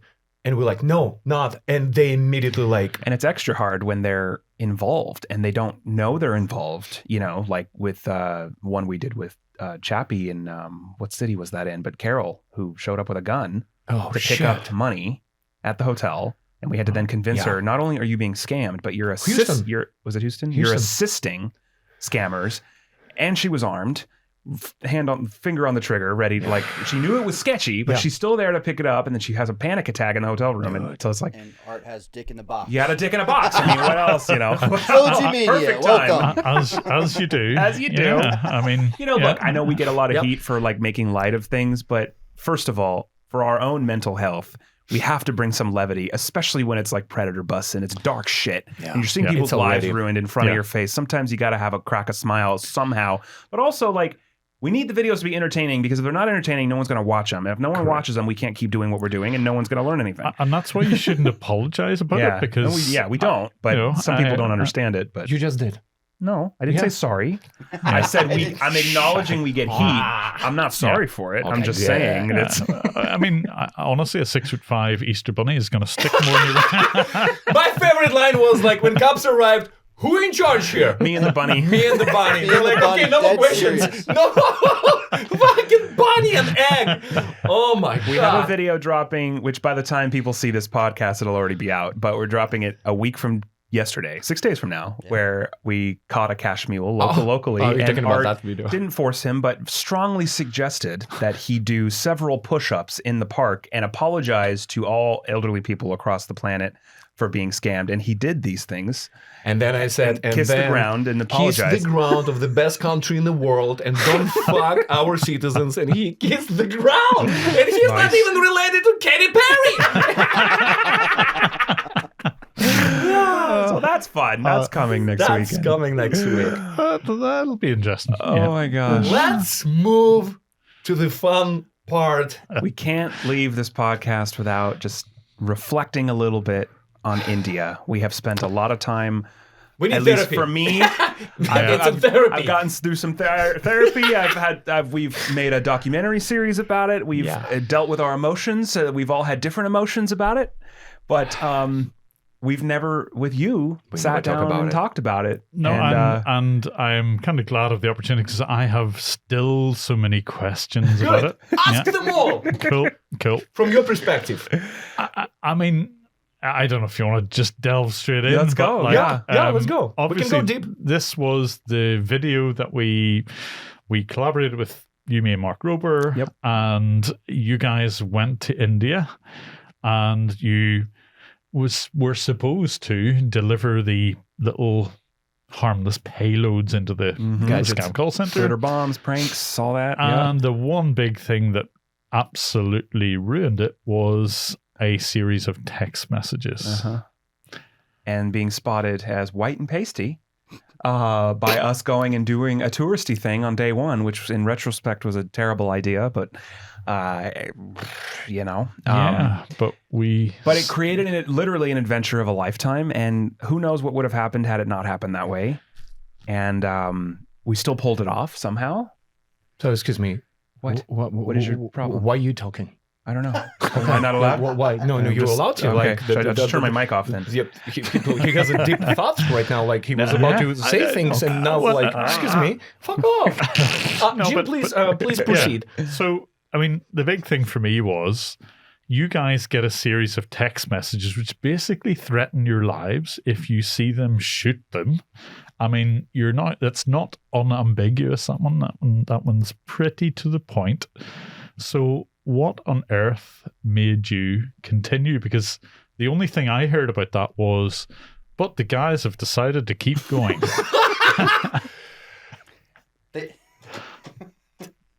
You know what? Interesting. No, this is collaboration between 3 channels. Mark Rober the original plan that we're supposed to assemble those gadgets. Remember, we were supposed to either Mark Rober from San Francisco, he gonna either come to himself to LA or send his person to show us how to adjust and assemble all these gadgets. Then everything got changed and it's becoming delay for him to create those gadgets. He said, guys, you go to India, do your stuff. I will send my own person. So we already got fucked and exposed by doing touristy things on day 1 and day 2. When Mark Rober guy came with all these suitcases, he cannot do anything. He have to stay in hotel and just be quiet. That's like, we're already done. Mark Rober said, look, I know Trilogy does this shit with confrontation, but this is a kid just out of... We don't name him, but... No, I know, we're not naming. This is kid just out of college, university. Yeah. This is his first international trip. And wow. Okay. I'm sending him back. Yeah. And I understanding that we don't know how to assemble those gadgets. I'm understanding that all this operation going directly to garbage can. Right. Well, we have to credit the locals that were there to help us, despite things that have happened after or whatever. Like, we would not have been able to continue, like physically wouldn't have been able to continue as much as you and I would have wanted to risk our lives more. Like us being spotted, we couldn't physically do anything once at that point. So the fact that they were able to then at least get that last step into the call center was what brought it home. Yeah. But also we forgetting about very important thing that this kid that we already bonded with him together, we already spent a couple days together. He told Mark Rober to his boss, fuck off, I'm staying. Okay. He stuck it out. He still went home early, but he stuck it out to make sure that he saw it through. Yeah. Wow. And we had to shift the days. I mean, I think we were going to do different call centers on different days. There was a lot of organizational changes that were happening. We're supposed to do everything on Wednesday. It ended up being all Wednesday, within Thursday, Friday, and we did everything on Wednesday. I think a 12-hour period that we did a bunch of the pranks. Messy getting in there, delivering the roaches, and then the glitter bombs were the next morning or something. It all just we condensed it all into 3 one. Call centers in period of 12 hours. Yep. 1 bomb per call center, but we're supposed to spread out Wednesday, Thursday, Friday, and on Saturday, fuck off from Calcutta. Now that he's living on Thursday, he bought a time from Mark Rober and said, I'm still coming back. Give me 1 day. I don't want to boys. And VRM and Met didn't end up even opening the boxes. So it was all on Ansh at that point, which was good because that's the one I think you had the best connection to, a CCTV. It was the one with the best CCTV. Yeah. And, out of all of them to go right, it was probably that one. Yeah. I mean, in a way, I wish that we'd got Met Technologies because ultimately their boss was arrested in Dubai. I wish it was the same for Al Keshbiani, who was the Ansh guy. But they did stop operations for a while, and I think it was even Chappie that told it. That's actually how, and I was going to ask how you got linked up with some of these other people that we work with a lot now, but Chappie had told us that because it was shortly after that we got connected with her, but she I guess had some insider or something that said to one of his friends Trilogy, and by Trilogy he means you and us and Jim and Mark fucked us, we stopped working and then we weren't able to get I know they ended up moving locations and they do what they do, but there was an insider or something there that had said that that whole operation really fucked their livelihood for a while. I think probably more than you can imagine, because I get a little bit of a different picture of scam call centers these days, and I swear from that date, and it wasn't immediate, but over months or certainly a year, there are far, far fewer large scam call centers, hundreds of people working in them, in India than there ever was since then. And I don't think that's a coincidence. I'm pretty sure that the big operations are now afraid that something like that might happen again. That's obviously anecdotal. I can't back that up. Yeah. But don't forget, I've been watching these guys for years up until that point.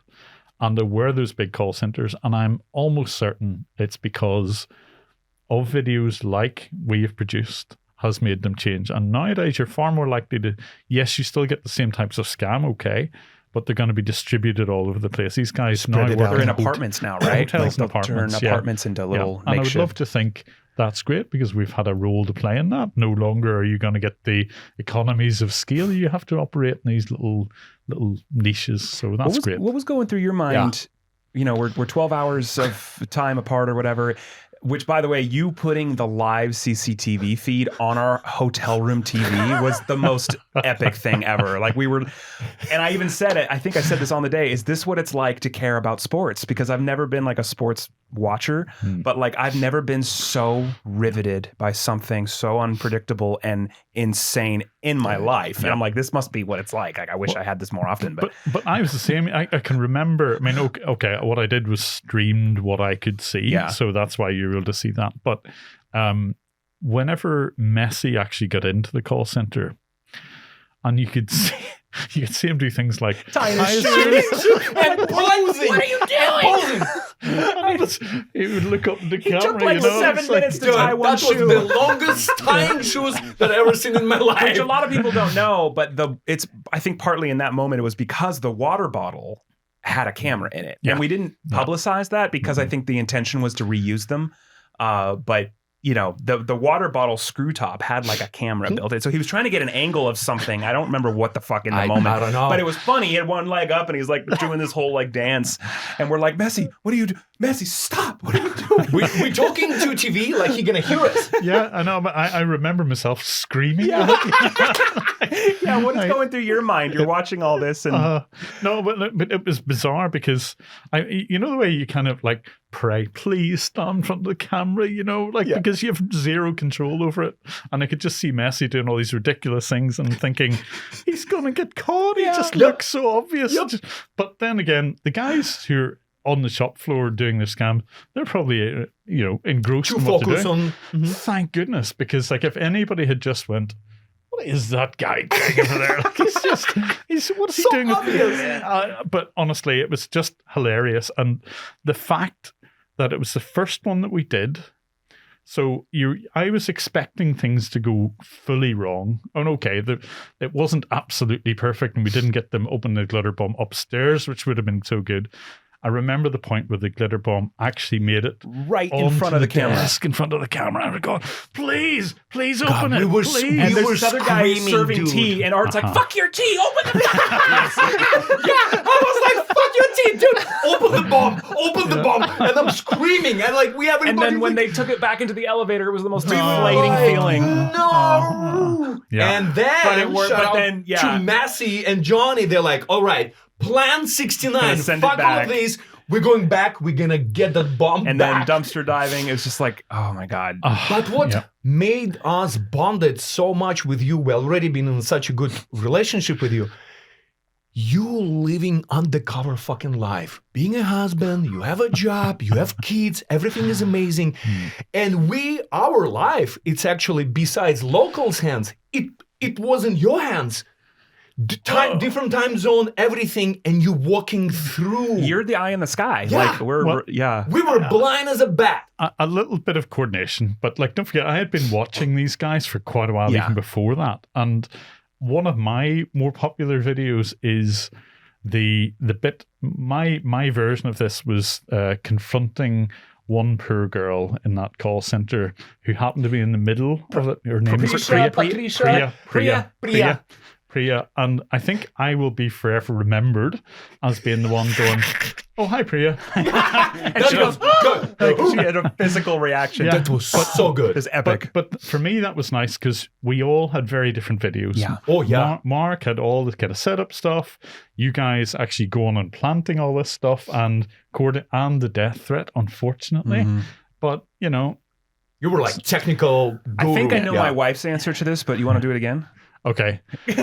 What? Right. I'm going to do it again. I want to ask the question, right? I know you mentioned about one of Mark Rover's guys, he was kind of keen to kind of continue, but why were you guys actually wanting to continue? First of all, this is things why our friendship and businessship going for so long, we don't give up on each other.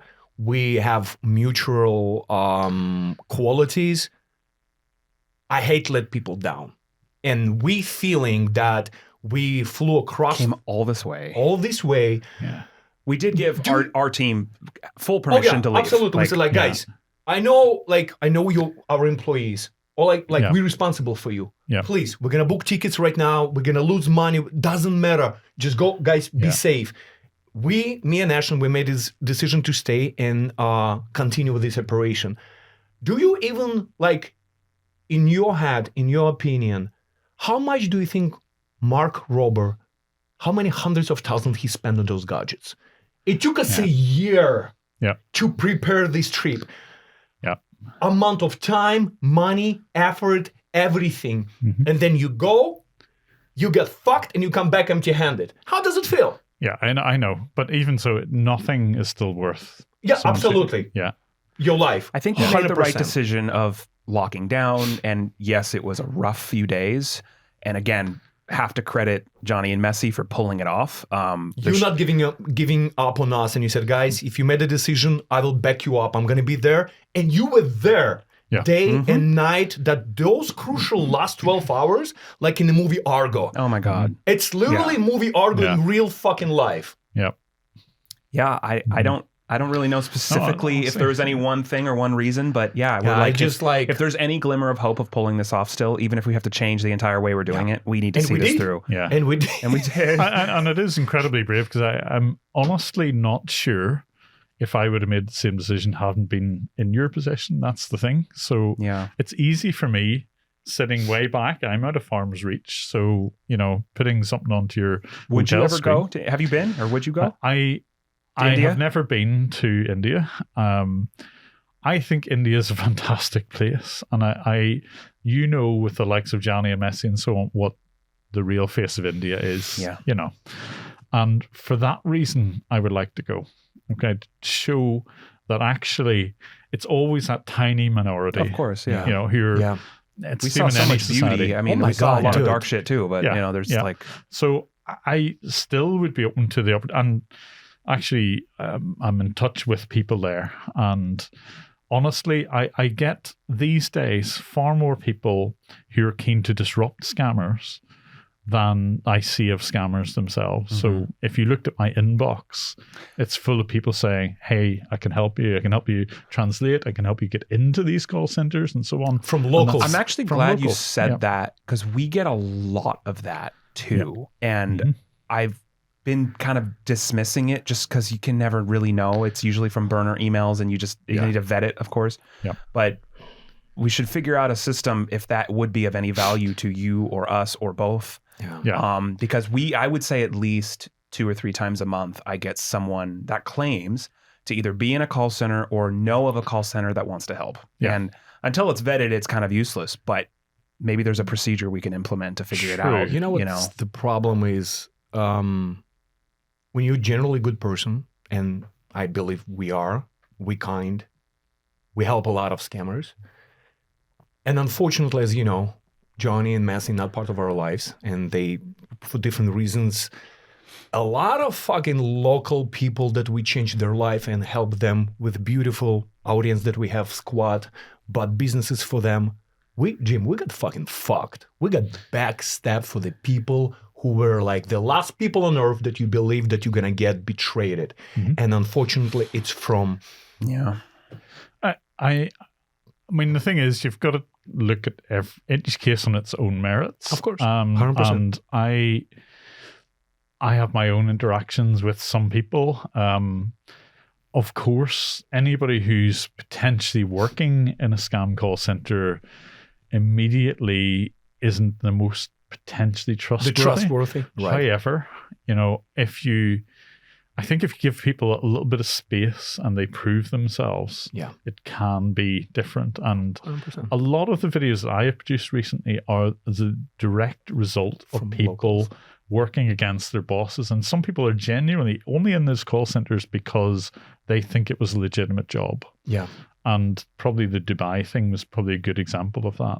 And don't forget, those call centers exploit their workers as well. Particularly the ones who do the kind of big butchering scams or task scams to the extreme where you actually get people who are literally slaves working in these things. So there's those extremes. Not so many in India. I agree. Some things need to change there, but you can't assume that every scammer is in it just to line their own pocket. Yes, the majority probably are, but yeah. Well, listen, don't get me wrong. There are good people everywhere. I just feel that right now we're taking our time, and we just not like opening our arms like we used to, like, come on in, our house is open. Now we're like more selective, more, because it hurt. It's resonated. It's like, especially when you like, it's but it's interesting. You made the Life decision. experience. The decision. Mm-hmm. So like the bit that I don't get is it obviously still went ahead. What were you guys actually doing there? I mean, other than kind of watching the TV, like, were you kind of coordinating things? And when you're stuck in the hotel, so you're asking about our daily daily routine, the 24-hour period where we were like, it was time to go. It was really just all about coordinating, exchanging fears and ideas and precautions, and trying to figure out what the fuck was going to happen the next minute, let alone the next hour. Creating a password for the doors, because every single person. We were in, hiding for 5 days. Remember those cubicles? Yeah. So the rooms were like maybe the size of if you blocked where that wall right there, like where Ryan and Amy seems are. like a freaking closet. Tiny prison. Yeah.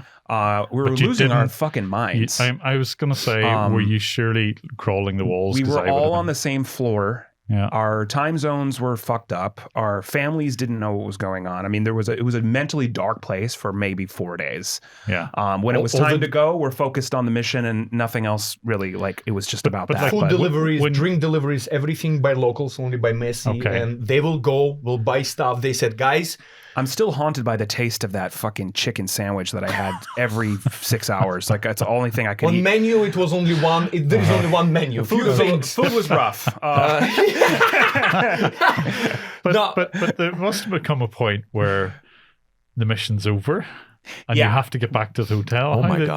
Oh my god. Yeah. Well, and that was the other thing, is we had other plans. Look, we had a 3-pronged plan for that trip, and Kolkata in the call centers was only one of 3. First week. So Kolkata, the other, following that was the trip to Delhi. Then we wanted to meet all the ex-scammers that we had helped in the past. Yeah, 10 of them. And then the third part was to go to Kashmir and close out the trip with Johnny in his hometown. So we were, of course, toying with the idea: do we cancel it all? Do we go to Delhi sooner? Is Delhi any safer than Kolkata? Like, what the fuck, I don't know if you watched our Robocall documentary now or whatnot. Yeah. One of our employees started having mental breakdown. Okay. It's just like it's became fire that started affecting the team, and we have to put that fire down and send him home. So it's been a lot of dealing, like, we were putting out fires every 5 minutes, essentially. Emotional fires. Every is the best way to put it. I will come to Ashton's door. Ashton's eyes already just, what now? It was what now for like 4 days. Immediately, like, what happened? And I was like, hey, we're losing this one. I'm like, I made decision, we're doing this. That's one thing Art is very good at, and that I'm not, is managing social imbalance and emotional peaks and valleys. You're very good at socially evening the playing field in a situation like that. And for me, sometimes I have a tendency to emotionally try to run away. And so I was fighting the balance of needing to run away, but I'm also leading this pack. But you cannot run anywhere. I can't go You're sitting in a fucking closet. So I ran in a circle in my room. And so it was a lot of that. He would get all the information, and then he'd bring it to me, and I'd be like, what the fuck now? And so he would tell me everything. Of course, like the little montage of what happened would never ever, you'd never see that, and unless you guys discuss that, like, But we one went would into a ever lot know. more. We produced which shameless plug for the Robocall 10-part series on Trilogy Plus goes into the emotion of this a lot deeper than the YouTube video did. Yeah. That was, and I edited it all, so that was that was a therapy in and of itself, was to relive that whole experience 2 years later in the form of a show. But yeah, the reality is something you can never really fully. But do you think that is actually worse than someone having a real gun in front of? Because you guys have had that experience. The unknown is worse. Yeah, the unknown is Yeah. 100%. Because when we went to Florida and Chicago, when I saw a freaking big gun between his belt, you're like, all right. Well, the couple of times in the States where we've had face-to-face with a situation like that, they're very brief and unexpected. Yeah. You go and like, oh, this is happening, and then you deal with it, and then you're out of it. And it's gone. Yeah. India was a prolonged period of emotional Long panic. penetration over the week. And it's unknown. Like you said, you're not face-to-face. All you have to go on is what's being told to you in the texts or whatever, and then you have the locals telling you these these are 3 real. days in a row, you're receiving communication from there is Trilogy, but it's okay. Let them be like, just be careful, keep working. And the progression was like, dude, they in Sector 5, go and start checking They the didn't hotels. name the Ibis where we were, but they named the Marriott 2 blocks away. I and was they're like, because I'm a coffee Mad. addict. Yeah. And I was trying to find coffee, and it's so hard to find coffee in India because everybody drinks tea. So me and Connor, we like, all right, fuck, there is one Starbucks. Let's go. I personally stopped at that Marriott that they were referring and asked locals, how do you, excuse me, my friend, where can I find American Starbucks? Didn't stick out at all. precisely that voice, too. Yeah. But you know what, another fun fact, when we got back You still got spotted going to that coffee shop. That's exactly. Fun fact, when we got back to LA, whatever, months later, I finally got access to internet, and I saw that on Tuesday, when I was from Marriott getting direction to go to Starbucks, we were crossing a road, but it's not a road, it's a freeway when nobody stops, and you just have to run. The driving, So me and Connor, we like eager to get that coffee. So while I was crossing and trying to not to get hit by hundreds of them, I got a text message, and it says It's an from local Instagram DM on Tuesday, date everything. Somebody was going to work and said, there is no fucking way that there is a weasel from Trilogy Media or from Trilogy Crossing Media the road in crossing Kolkata. the road in Kolkata. Please tell me it was not you. And I was like, Wow. it was me. All right. Oh my God. Okay, anyways, just to close this week, we were a little bit debating about should we stay? Should we stay or should we go? Should we stay or should we relocate and just... We made a decision just to stay, and Johnny and Massey said they can shoot you anywhere except hotel. Believe it or not, hotel is your safest place. You cannot kill American tourists in hotel. I mean, you can, but it's less likely But than if you're it's showing your your face. most safest You're place. gonna be Plus, on camera. if we relocate, we got to show our face. We got to go recheck in. It might almost introduce more risk than if we just. Right now, they don't know where we are, so let's just stay here. They, Jim, they have to bring I'm us gonna everything. tell you this much: when everything was over, everything was accomplished, we escaped. We made it to the plane in Kolkata International Airport. We in the plane, and we taken off. And flight attendant came. I just gonna tell you that. I ordered 69 drinks to celebrate the life. Kissed the ground like I kissed the ground. I would have been the same. In fact, I probably would have been on the first flight out. Me and you, Jim, we would have been together. Me and you, man. She said, "You dumbasses, you flew. You still spent 2 weeks." As soon as I would see shoot on sight, that would be me out the door. That's it. No, sorry. And big credit to brave. everybody, but specifically to this kid who could have left. Yeah. And without him, with all these devices and bombs and everything, there is fucking... He struggled to put together. There's a picture somewhere in my phone of his hotel room bathroom after he left. It looks like a laboratory. A terrorist laboratory. Like, you're gonna take this with him. You have to leave it. And piles of wires and boxes and big luggages. It looks like a bomb manufacturing. And he said, guys, fuck off. I'm not taking this with you. Just take whatever you need. The rest, leave it in the room. And he left. Mark didn't want him to take anything back because he didn't want to introduce any kind of issue at the airport if you're trying to leave. Yeah. So he's like, just leave it all there.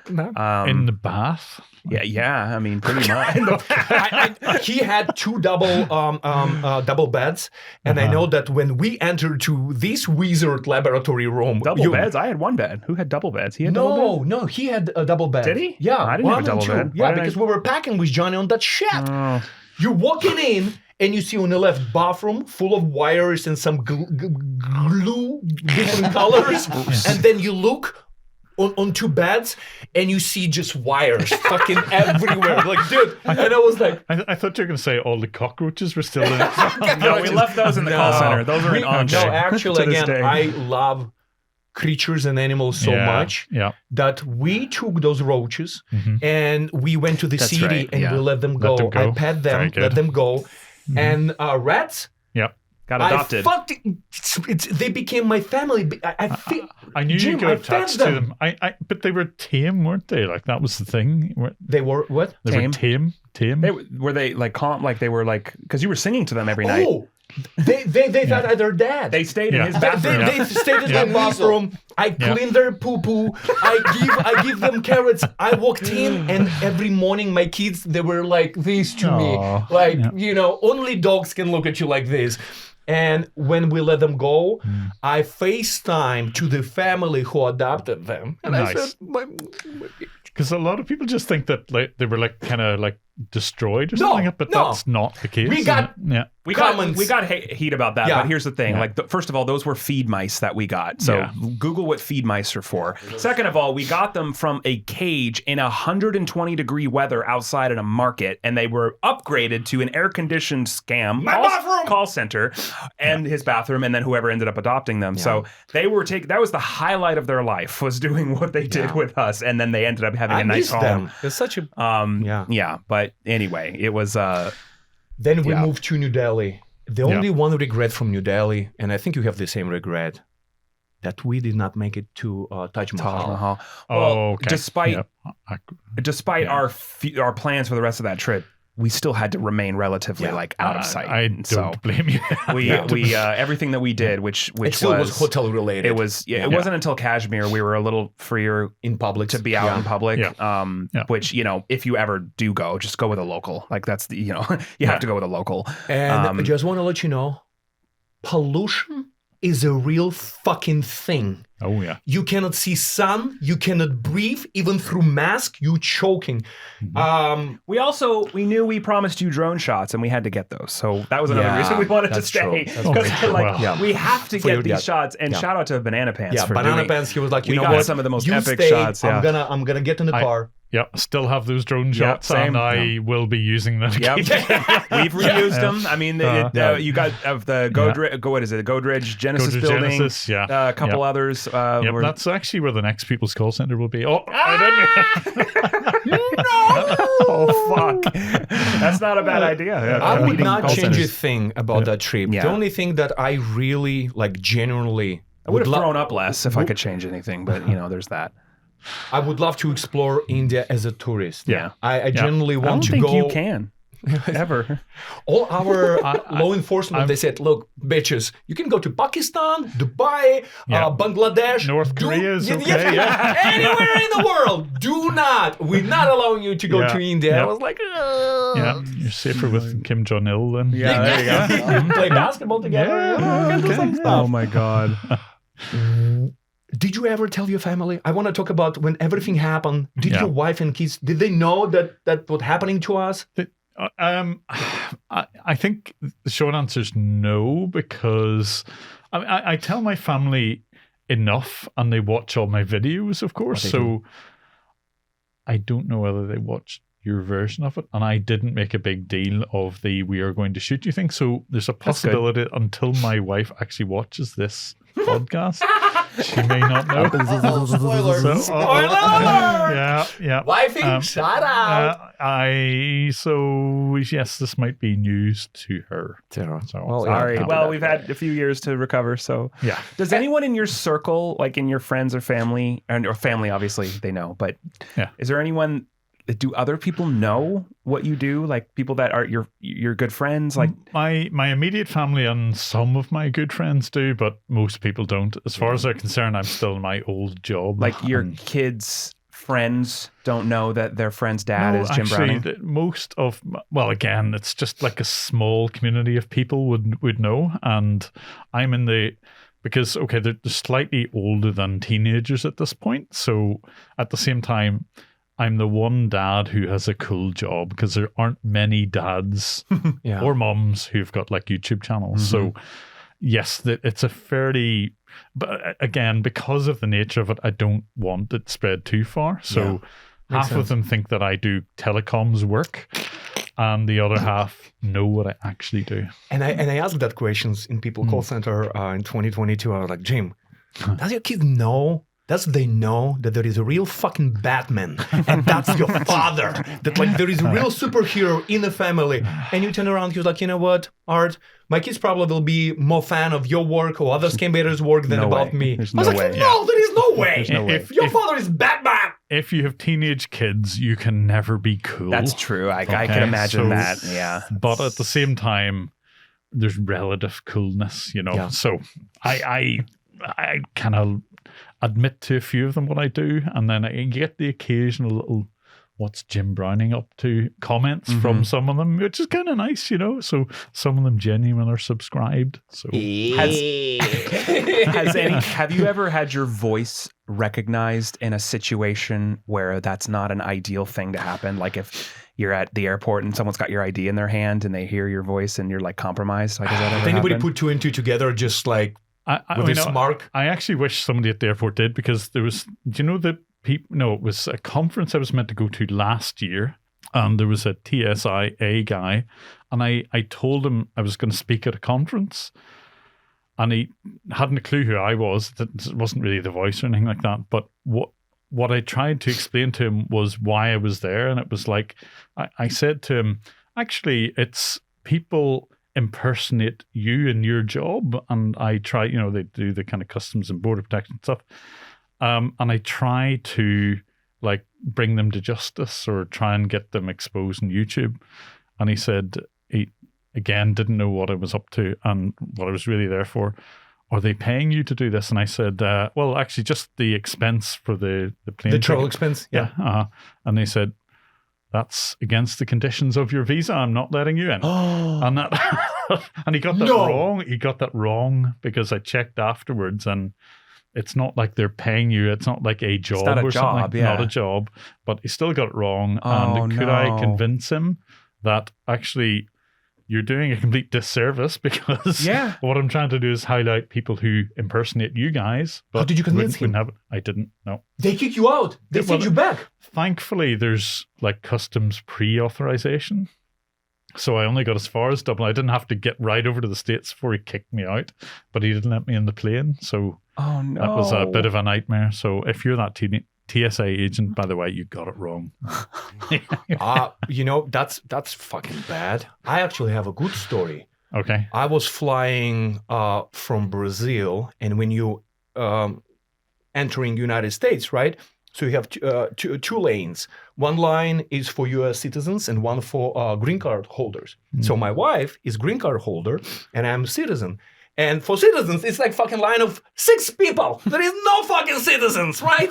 And I was like, ugh. And for green card holder, it's a 3.5 hour wait. I can imagine. Yeah. So I was like, all right, wifey, let's go. So we're taking a green card route, and maybe 40 minutes in, and it's like not moving at all, like not moving. And you just stays, and you're tired. It's a fucking long flight. Yeah. And all of a sudden, I see that TSA agent come to me, grab me by the hand, and go to follow me. I was like, what did I do? What the fuck did I do? I have nothing, no drugs, no bananas, nothing on me. What do you need from me? Unlike the one time you did have a sniffer dog, like I did in Mexico. So he walked me through this 3.5 hour line. He put me in the front. He was like, give me your stuff. And I see that he's rushing, not like, what's your purpose? And blah, blah, blah, asking, like really fucking quick. He running me through everything, getting stamp. And then he said, fucking love your channel. Oh, that's so That's good. amazing. And that was, I was like, hallelujah. But you got a bad version of that too, because when you were in Kashmir trying to find Munir, and he learned that you were investigating on a tourist visa, he wasn't so happy about that. holding my driver license, and there is a bottle. Give me my fucking drink with a big smile, motherfucker. Oh my God. Yeah, the pros and cons. That's because he recognized you. Yeah. I would like to hope that nobody in TSA would recognize me. Yeah. That's Your See, this is the downside. your voice is so iconic, though. Yeah, because Well, I'll tell you, the one times it does work is very occasionally I will call up a bank and say, hey, one of your customers is getting scammed. And they go, is that Jim Browning? And it's going, yes. I just have to explain this long, elaborate story about how I know, blah, blah, blah. And I just, yes, you know what I'm up to. That you know helps. what I'm about. Can you just, And it helps here's the the victim. details. Yeah. And it's done. If you're in like at a coffee shop and someone says, "Are you Jim Browning?" Do you say yes or do you just say no? I get that a lot. It's not me. I've had that in work on the phone. Oh, you sound just like Jim Browning, and I have to go, Jim Browning, who's that? Who's that? Yeah, who's that? Never heard of him. Yeah. Stud. Oh my God. Who's this Jim Brown? Your voice. I don't know. Maybe because we in the same industry, it's like your voice. Like you cannot miss your fucking voice. It's so I'm sure it's a lot recognizable. more common on his side of the world. It is but- weird. And I know that like kind of Rosie was talking about like people want photos of her feet and stuff. People have said to me, I know. It's For just, what? Her foot, Rosie's foot pics. Feet pics. Feet pics. It was feet pics, I said. Yeah. All right, got it. They want your feet pics too? No, strangely, for some reason, they don't. It's really odd. I just don't understand it myself. But no, people have said to me, you should narrate on like ebooks and stuff like that. Yeah. But I don't get that. Anytime I'm listening to my own, and maybe you I guys agree are with the them. same. 100%. No. If I listen back to my own voice, it's just no. It's My awful. voicemail outgoing message is like one of the coolest things I have. No. Well, each their own. That's all. Did you? Speaking of weirdos and stuff, have you? I know. If you don't like Jim Browning, something is generally wrong with you. You literally something messed up in your head. There is no mean comments. There is nothing. You fucking angel. You're perfect. In normal people eyes. Question for you. He's like, Do you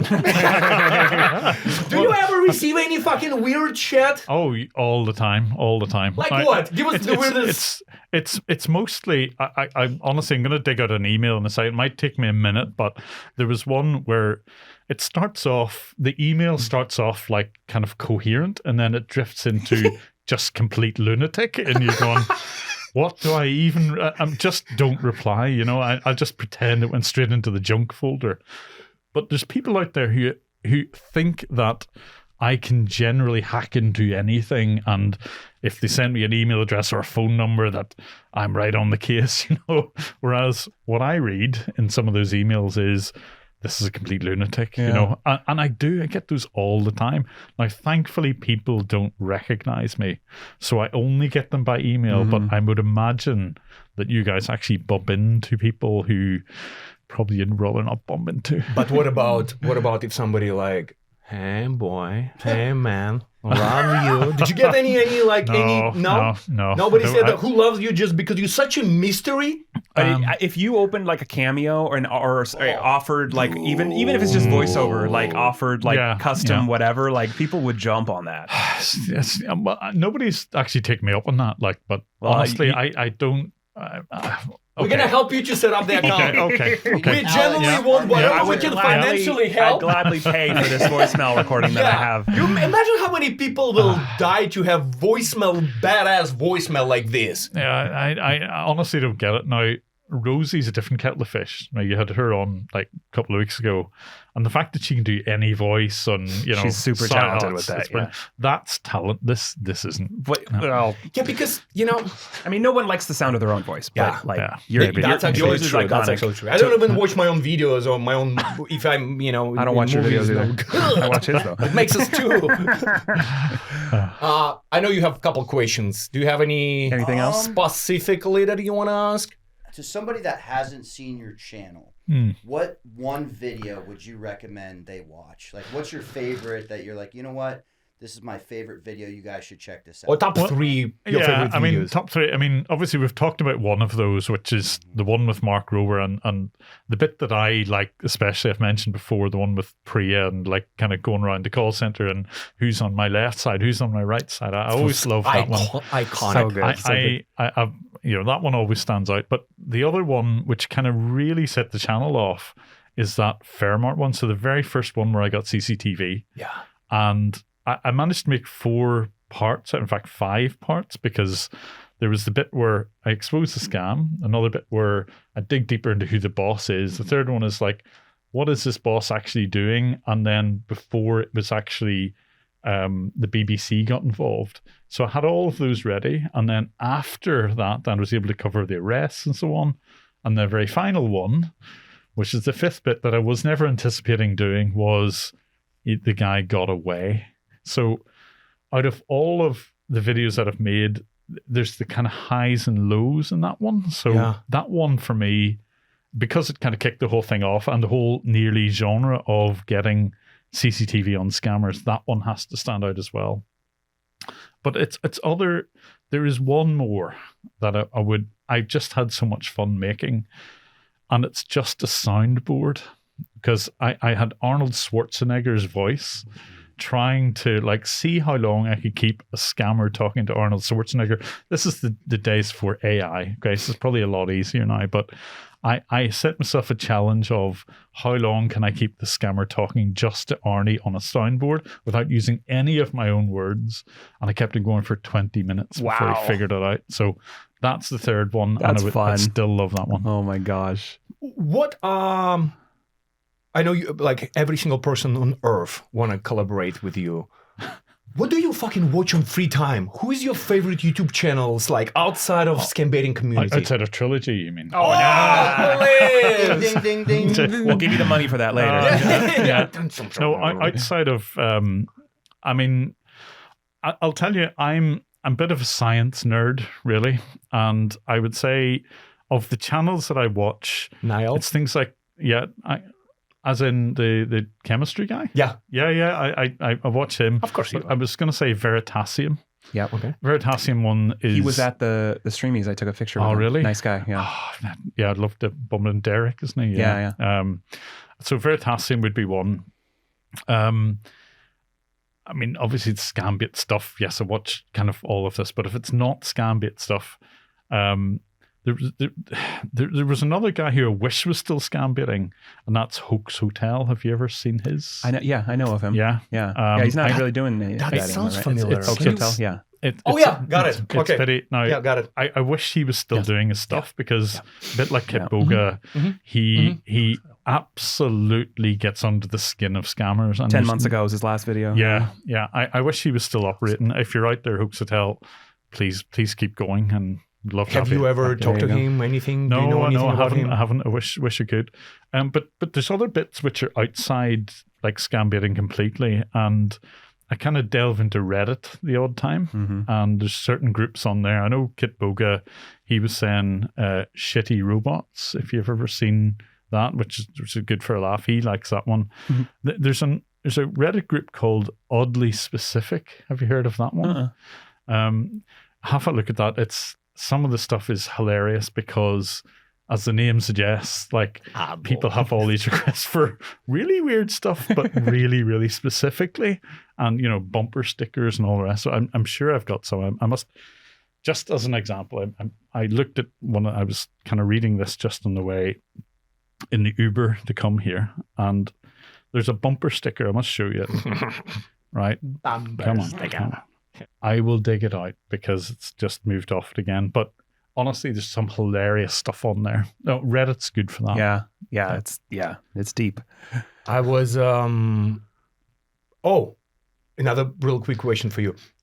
Like I personally, especially coming to this town, like Ashton, film, cinema, TV, everything that in entertainment business, and I always wondering when people gonna get Oscars, Streamies, Grammys, Emmys, SAG Awards. Like I want that you will hold it like this. Where do you keep this baby at home? I do have an office, right? And I do actually have a webcam. I will speak to people on webcam who I know and trust for the odd time. Please, it's not another challenge to anybody on the internet. Right. But I keep this one right behind me. Nice. Yeah. So it is there. Love it. And if you ever are trustworthy enough to have me on webcam, even without this kind of face mask and stuff, it will be sitting behind me, including the box. The box is nearly as impressive as this. The box is badass. Yes. Yeah. That's awesome. How can people support you? I know you've got Patreon, Buy Me Coffee, and we're going to have all the links below this, of course. But how can people support you, and what can we expect going into the future for Jim Browning and the channel and everything? Honestly, I mean, okay, yes, there is the Patreon, Come on, and yes, there is it's the coffee okay. stuff. I'm not honestly here to promote it or anything, but the best way you can support me, like any scam baiter, is to do the normal stuff on YouTube. So click the like button, do comment on videos. That does help the algorithm. But honestly, just speaking about scams will help as well. And I've said this before, if you're in like an educational environment, or if you need to train people about what scams look like, and I've repeated this quite a number of times, but if you can email me for permission just in case, if you want to use any of my material to educate others in a non-profit, use away at it. So all of those videos are there for non-profits if you want to take them. Drop me an email, I'll confirm it to you, and use away at it. That's so great. honestly, just it is about sharing this, and even if it's an odd way of showing a scam, if it's a little bit funny, even better, because it's going to have a good impact on people. Use away at it, because it's important to discuss it. That's Absolutely. what it's about. Jim, Well can I just bring a little bit controversy to this Great. stuff? I heard this from some scambaiters. Some scambaiters. What is your opinion when other content creators, but specifically scambaiters, leaving, because you start talking about likes, comments, and stuff like that, leaving their comments below your video in order to get attention? Do you believe in genuinely? Gynecologists? Yeah. No? Different subject? Fuck. That people genuinely saying what they saying. Because I heard from some of them that they're like, I don't want to even go and leave a comment because they're just attention seekers. You know, give me your like real opinion. I think I've said this from the very start. We're a community. Yeah. Okay. Yeah. I watch your content. I watch other scam baiters' content all the time. I think credit where it's due, and any sort of comment helps scam baiting content get onto YouTube's algorithm. And honestly, for people reply to those, maybe it boosts it more. Yeah. But I will comment if I think it's important. You know, there's other scam baiting channels like Pleasant Green, for example, who cover stuff that I don't normally cover. And that is part of the community. And it's really important, the stuff that he does there, and it's entertaining.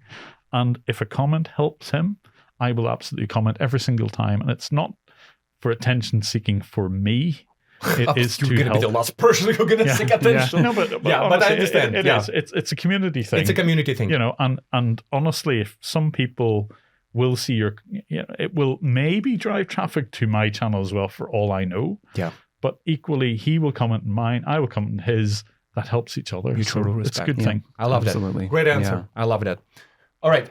You were talking about the links that we can. I mean, patreon.com/Jim Browning. I know, but we gotta do it. Yeah. We gotta Yeah. promote it. Just please follow him everywhere. We're gonna have all the links below, but like, just I don't know. I thank you for being you and for being just such a role model. I've in got to so say many the ways. other way around as well, because like keep going with what you guys are doing. It's amazing. Some of the content that I see, it's just, even if it's I love that he's joking from laughing. no, I stare at you and I just keep thinking of 6'5" Easter Bunny, you know, like all of that stuff.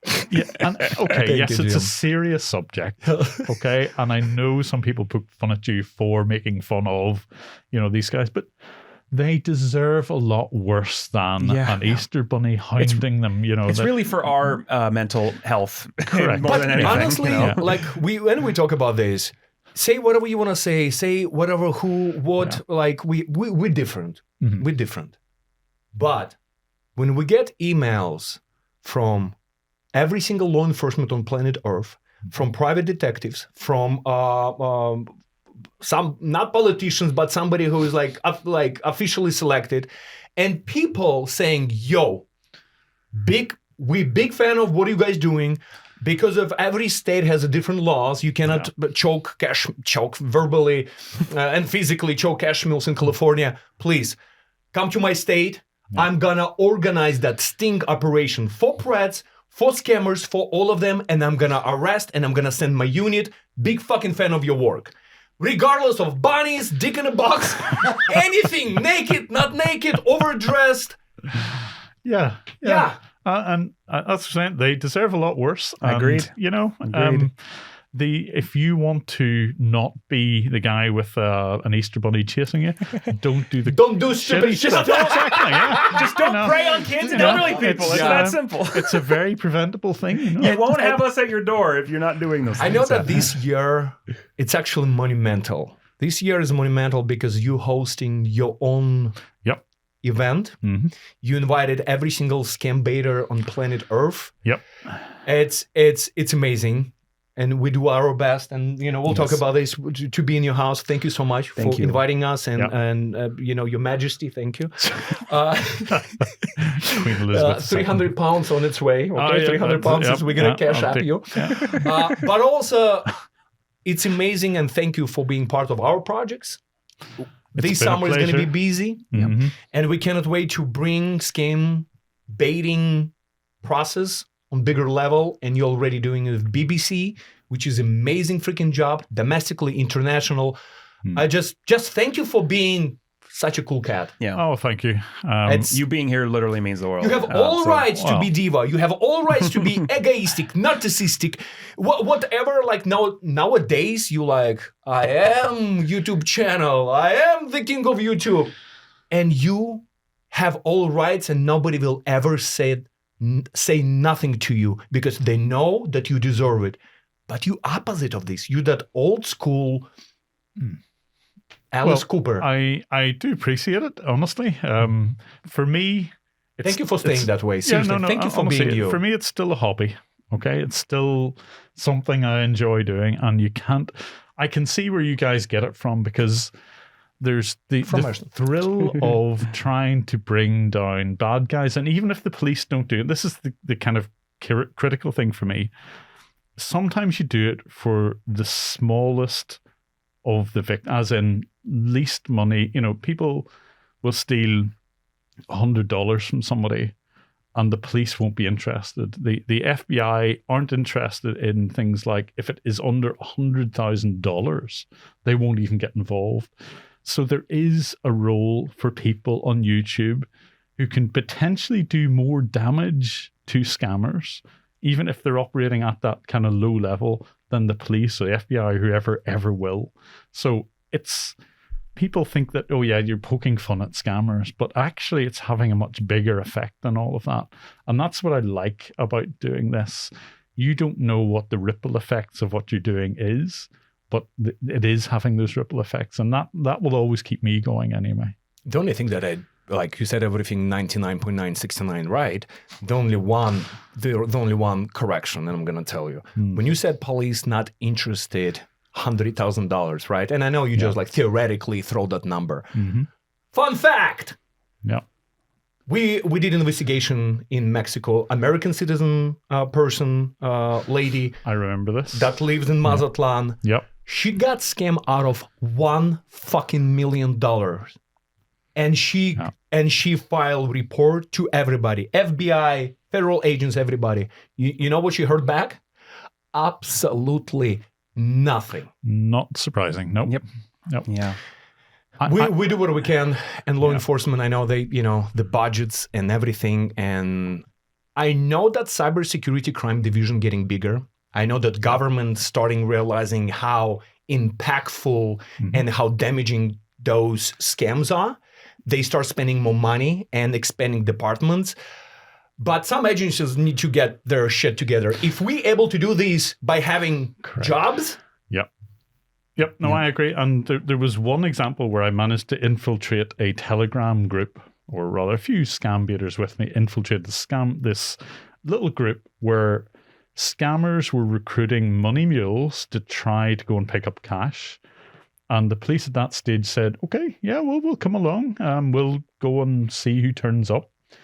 On the day that this guy was driving the 400 odd miles to get there, the police said they checked with the DA, and the DA said, we said there's going to be $40,000 in this box. It was all fake money. And the DA said, well, that's not real money, so we can't do anything about it. So you have to actually wait till real money gets stolen before anyone will do anything. Which is such horseshit, because conspiracy to commit fraud is a crime. Correct. You don't have to steal it.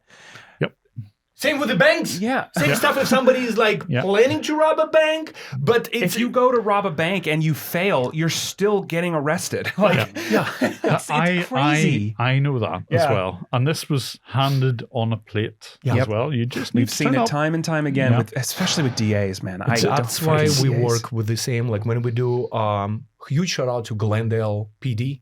We've done different cities, different counties, got fucked.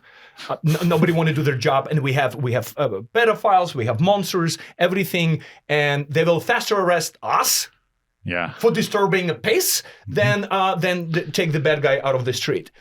That's why we stick with the same law enforcement, and I love actually how Houston PD came to our hotel when we were doing collaboration investigation with David Catfish. They met with us in a lobby, had brunch with us, and they genuinely, it's like cybersecurity department is one person in Houston, for whole Houston. He sit down with us and go like, guys, can you teach me about the crypto? I only can open one wallet. Can you teach me how you go from one wallet when people get victims scammed and Bitcoin, send Bitcoin? How can I go to wallet number 3? Can you at least help me with that? It's scary. It is scary. Yep.